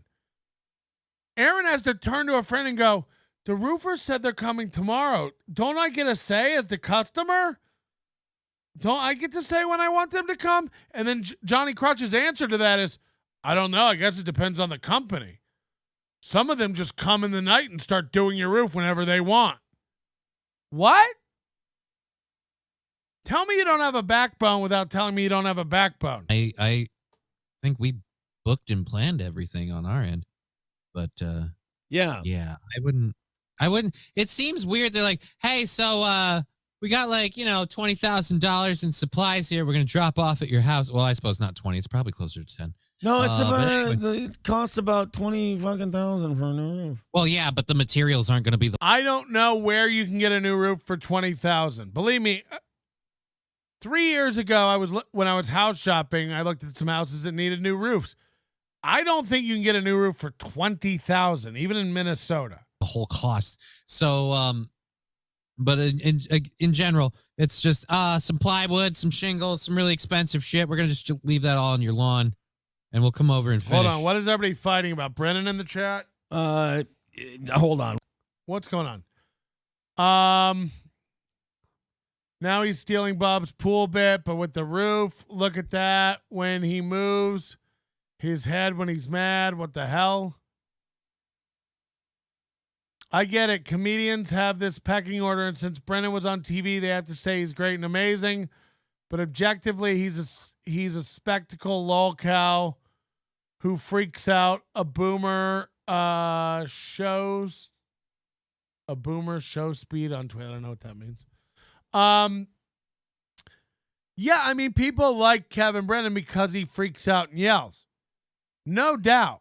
I don't know if that makes him a lolcow. That's just it's the same reason people like me. I scream. I lose my mind. I'll spend an hour yelling at someone in the chat. I don't know. Like, it's part of the personality. It's part of the brand. I can't even help it.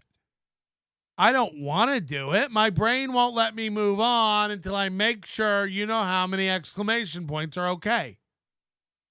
1 or 3. Don't let me catch you using any other number. Unacceptable. So, look, I mean, you could argue that any show you watch and laugh at is a lolcow. By that definition, I'm a lolcow. Every podcast that's comedy that you like and laugh at is a lolcow. Because at the end of the day, it's just not even that insulting. Yeah, they're a guy who just keeps giving me laughs. It's like, well, that is the goal of the show. So, nailing it. But in my world, I don't know Kevin Brennan's stand-up that much. I think I remember watching like a premium blend with him on it. I didn't watch him on Star Search or anything else. The Kevin Brennan I found is the podcast Kevin Brennan. And I started watching it every once in a while back when I met Chad and he told me about it. And it seemed a little repetitive to me, so I didn't really watch it that much. It was just, again, a guy yelling about the same stuff over and over and over again. I get it, but once you're in it, if you know the characters, know the plot lines, know the thing about the steak, know the thing about Ray's pink blanket, know all the the more you know, the funnier it gets. That's the problem with all these shows. It's hard to get into them because there's so many little inside jokes and intricacies, and you start watching it, you're like, Teamster Tim, pink blanket, steel toe, Mooby, scrimp. I can't. What is all this? You give it a month or two, you're fully into it. You're like, what did Ray do to Bedabbler? It's like, you know what I mean? You just like, I don't know. There's a definite lol cow is laughing at someone rather than lift him. I mean, yeah, I understand what it is. I get it. What I'm trying to say is you might be wrong. What I'm trying to say is your distinction might not really be a distinction. At some point, all these lines get blurred, right? Because look, fan or participant, fan or co-host. We literally have David Skarica co-hosting a show with Ray screaming, I'm just a fan and I shouldn't be open to criticism. It's like, no, you're literally on a show right now. You think we're not allowed to talk about you because you're not a comedian? It doesn't even make sense. KB was saying that a little bit yesterday. I don't even understand that logic. He's a civilian. He's not a comedian, so you can't make fun of him. It's like, fuck you. He's a fucking hack. Just like you can have jokes that aren't good, you can have a financial system that you try to sell and it's not good.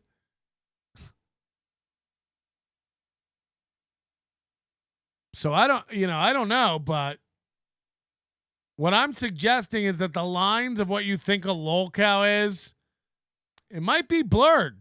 I don't know. I might be a lol cow. Sure. There's plenty of stuff about my life to laugh at. There's plenty of flubs. I'm fat. I'm whatever you want to say. Like, then also I make you laugh at other people. So like, I don't know. Like it just, I understand that you're all like, well, the definition of a local. It's like, yeah, I'm saying that everything is everything now. Comedians aren't comedians. Comedians are comedians. Comedians are YouTubers. Comedians aren't YouTubers. Corey's a comedian. Corey's also a Chipotle waiter. Who knows? Like, I don't know.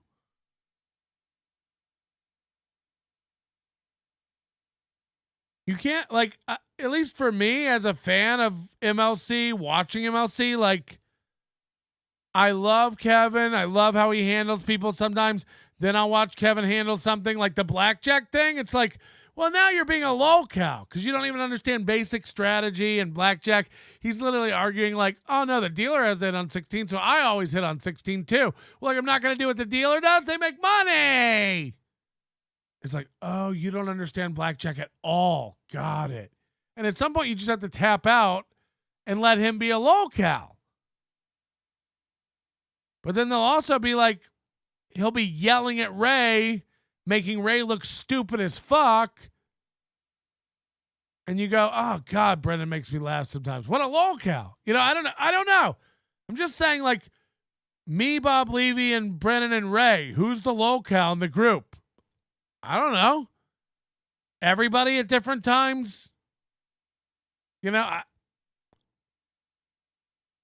Is Butch Bradley the lol cow because he doesn't understand the legal system and fills out paperwork wrong and he shows up and acts like a stumbling, bumbling idiot in front of a judge? Yeah. Am I a lol cow because I can't get booked in the city and Butch Bradley has a residency where he's the #1 comic in Vegas? Yeah. So everyone's a lol cow and everyone's a hero.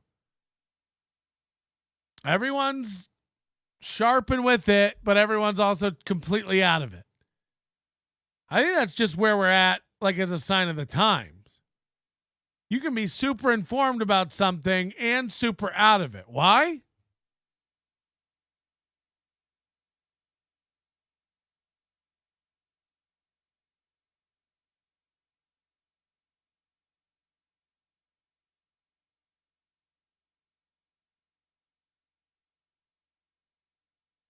because that's what you do all day.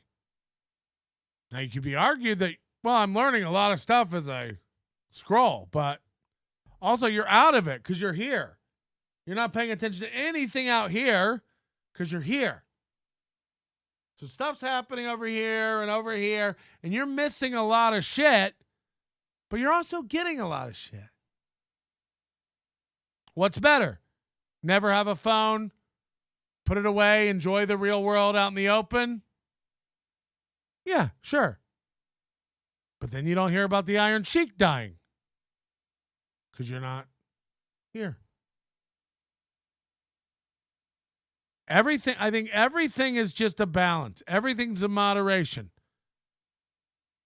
In some ways, I don't want to be a lolcow. In other ways, I'd like to be a lolcow. I'd like to be a young, hot lolcow that you keep coming back for that good milk. At least you know. At least you know where to get your milk. Also, I kill for that kind of regularity. You're going to come by every morning and milk me? Please? I don't know. I don't know the answer. I don't know where to go. I just know a roof is probably more than 20 grand. He had to have 15 conversations with the retard before he could get to the guy in charge. How bad is that? Where it's like, I got to go through the crackhead to get to the man in charge. And then you get to the man in charge and it's Joe Biden, a.k.a. Mr. Magoo. Yeah. And you're like, holy crap, you're in charge? Aaron's been doing quite a bit of this arms crossed lately. I'm a big believer in, body language. It's uncontrollable. You can't control your body language. It's involuntary. Unless you're really, really good at it and stay very aware.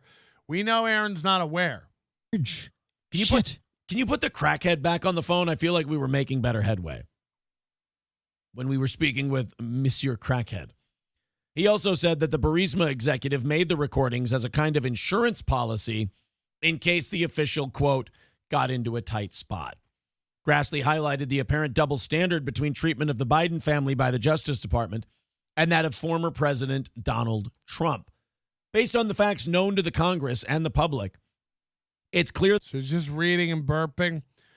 I don't know what's going on over there at Steel Toe anymore. It seems like they've gotten rid of the goal. So Steel Toe coffee, just for you, whole bean and ground bags. And they've still got it up. $25 a bag. Whole bean and ground. This is their website? This is my website. This is their whole website. Top to bottom. Copyright 2023, Crescent Mountain Coffee. Crossing your arms can make your arms look bigger. That's probably why. Is that true? So I'm going to do the show from now on. Holy shit. All right. I'm going to burst at the seams with piss unless I get out of here. And going to pee and coming back and doing 20 minutes seems pointless. Can we just go early today? Should we just pull the trigger and get the fuck out of here? Or do I got to come back? Oh, it's getting wiggly. Oh, I don't know. We might have to just go. We may have to just go today. It's getting very wiggly. It's creeping down my leg. And you guys are behind because you're lagging because of the delay. I think you're 4 minutes behind the show. Patrick, do you know why he does that now? Because he changed the location of his mic. He got a new mic assist. Yeah, I believe that. Hey, if you like this show and want to get all of our bonus content, we did 3 bonus shows this past weekend. You can get those by becoming a member of the Overdose or the Overdose Lite right here on YouTube. Consider joining and supporting the show. If you're enjoying it, we're We're doing a lot of content, and we can't do it without you. I got to pay the bills around here. The McMuffin fees are through the roof. No. We're docking your pay. Come on. I've done 3 hours and 45 minutes.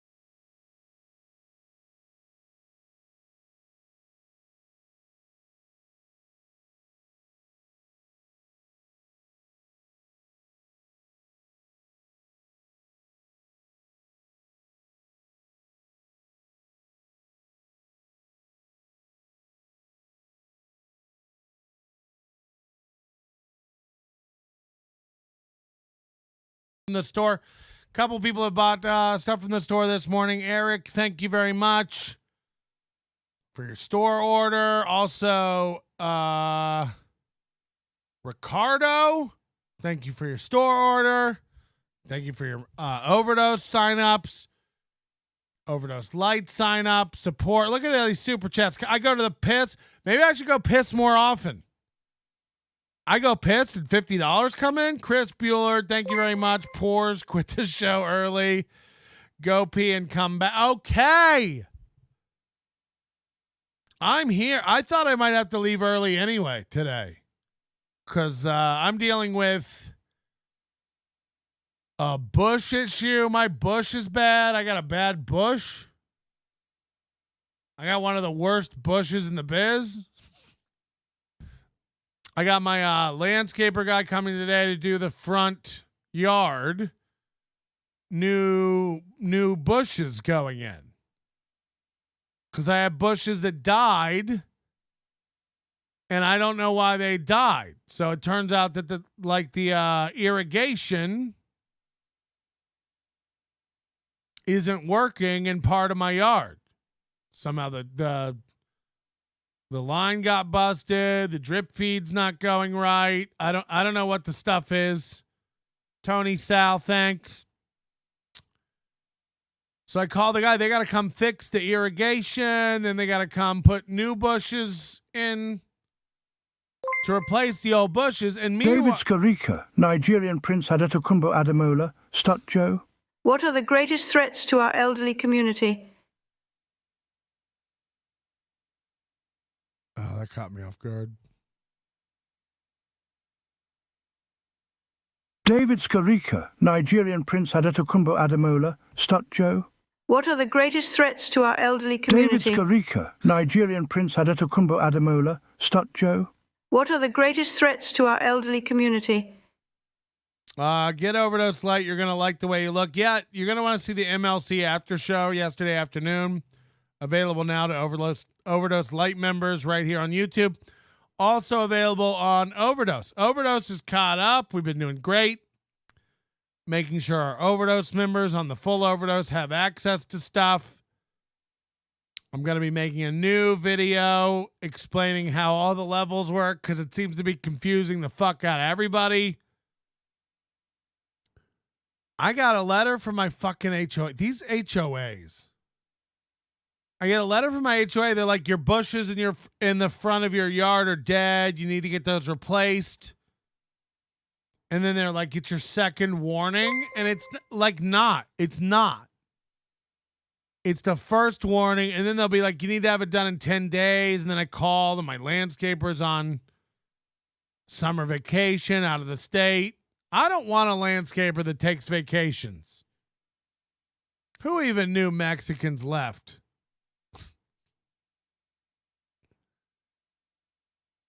Play it. This is slow today, this tips thing. Like, draggingly slow. I click it. Time goes by.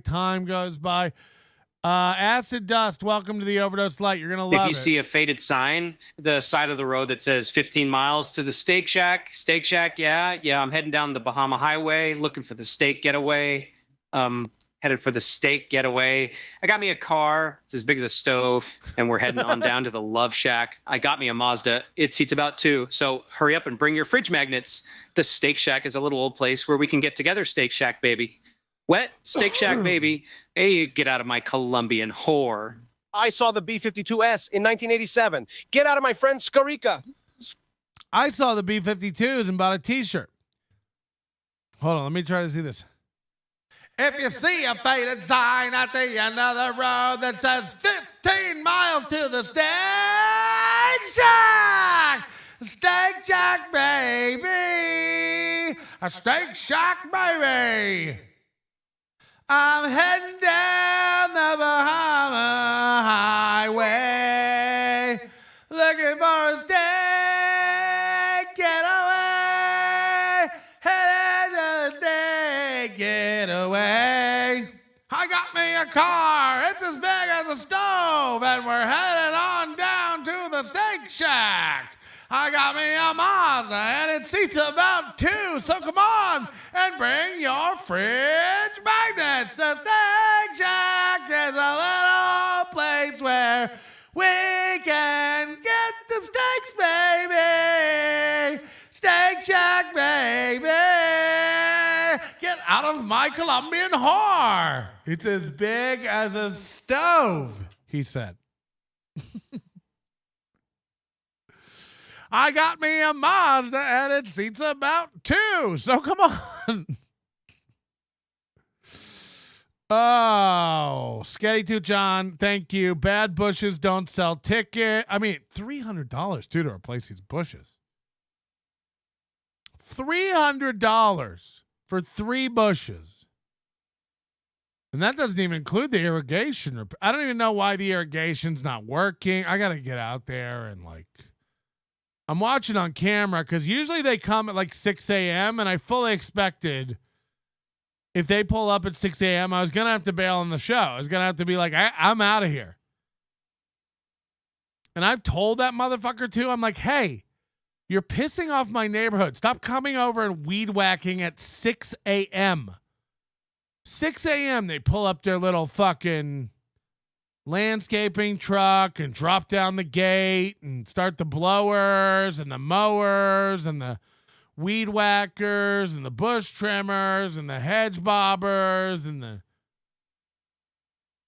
blowing it all out into the street, collecting it, taking it away, all before 7 a.m. and you're just waking everyone up. I think the only reason they're late today is because they got to wait for a nursery to open. You would think nurseries would open before 8 a.m. because landscapers want to be out. Landscapers in Vegas, I get it. By noon, it's unbearable. And it's not even really the heart of summer yet. So in August, it'll be brutal. I would want, if you have a nursery, open up at 5 a.m., allow these landscaping crews to come pick up their orders, grab the mulch, get some river rocks, grab the bushes, whatever they're into. Let them come pick it up early so they can get on the. I'd want to be, believe me, if I had to cut my own grass and do my own shit, I'd want to be out there at 6 a.m. too, but you can't do that in neighborhoods. You can't go and start that shit at 6 a.m. People get pissed. HOA is a double-edged sword because you want an HOA so that people don't paint their house clown colors. and leave boats. You know, everybody loves to leave a boat outside.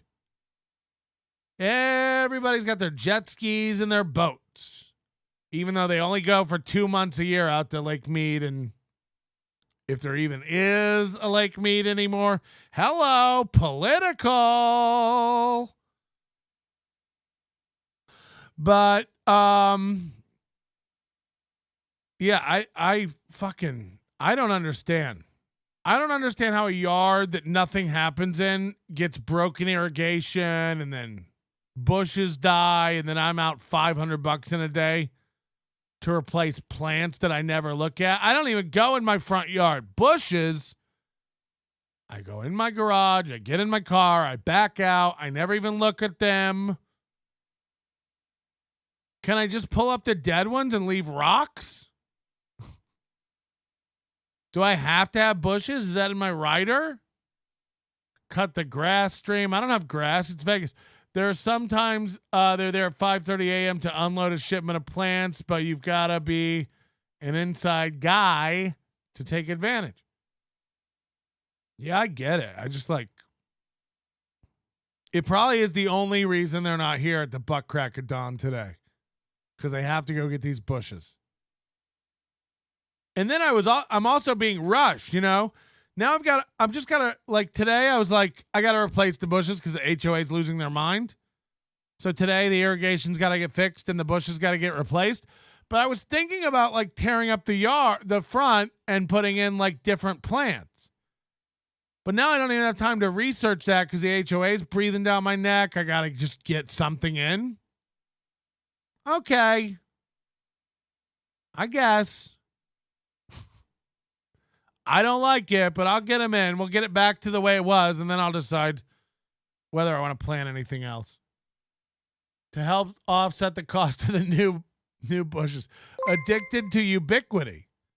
How does this guy know what kind of internet equipment I have in my house? How dare you? How dare you, sir? Tomorrow I got some more Casey Armstrong stuff that we're going to get into. April Imholt is being sexualized even more, and we're going to dig into why. Our old buddy Ty Rivera is back at making trendy videos again. I thought we could take a look at that. We have Hey Bauer stuff to look at. We're way behind on Bauer. And again, I'd love to get Geno on. I'd love to get I'd love to get a few people on. But it's tough. And it's hard to convince one of these guys, even on the East Coast. It's I don't want to wake up and do a show at 7 a.m. It's yeah, why would you? You don't even look at your bushes. No wonder they died. The loneliness. Shrubgate. How does anyone deal with the Vegas heat? I mean, look, it's just like everywhere. I'll take 120 in Vegas over 80 in New York or Florida. You know, you got a lot of these people who can tell you about humidity. I grew up in Florida my whole life. It's the worst. And ask anybody around the Gulf of Mexico, all the way around to Houston. Ask people on the Eastern Seaboard. I imagine up in Atlantic City, New York, in August is miserable. It's, unless you're on the water, it's unbearable. 85 and 90% humidity is totally different than 120 and 8% humidity. You're not dripping by the time you get to your car in Vegas. It's hot. You kind of are shielding yourself from the ground because it radiates. The heat's, that's the thing, is not just coming from above. It's the concrete, the ground, the terra firma is just radiating this heat up into you. And you're almost ugh. So misters are everywhere. And you just kind of July, late June, July to early September, you just know that Your air conditioning bill is going to be $500 a month. You're going to have to run to and from your car and other exotic locales. If you have a pool, I'll have to stop. I can't go in my pool in the morning. I'll have to go afternoon in the shade, sunscreen, even your garage. Like my garage doesn't get sun until the end of the day. So like 6:30 p.m., my garage will hit 100 degrees. In the morning, it'll be fine. And 6 p.m., right when the sun's starting to go down, it'll be peak heat on that side of the house. So it's just something you learn to live with like anywhere else. How do you live in Newfoundland when it's fucking freezing? How do you live in New York and Boston when there's 7 feet of snow? It sucks, and you just do it. But I'd take Vegas heat over anybody else's heat any day, because at least it's just a drier. It's bad, it sucks, but again, as a fat man, I'm not sticky everywhere I go in Vegas. I'll take Vegas 100 degrees over 80 in Tennessee any day, said Corn Diff. Yeah, I worked in Oklahoma once in the middle of summer, July, August.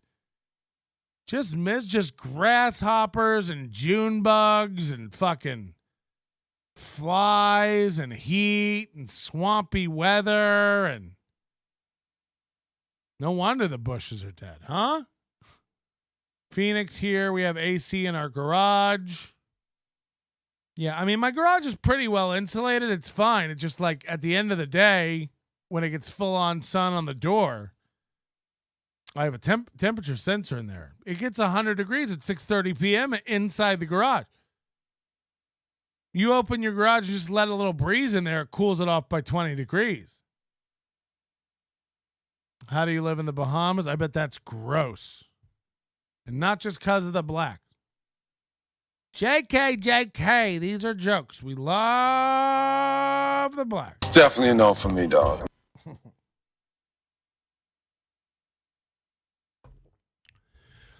All right, we're going to get out of here. We'll see you tomorrow.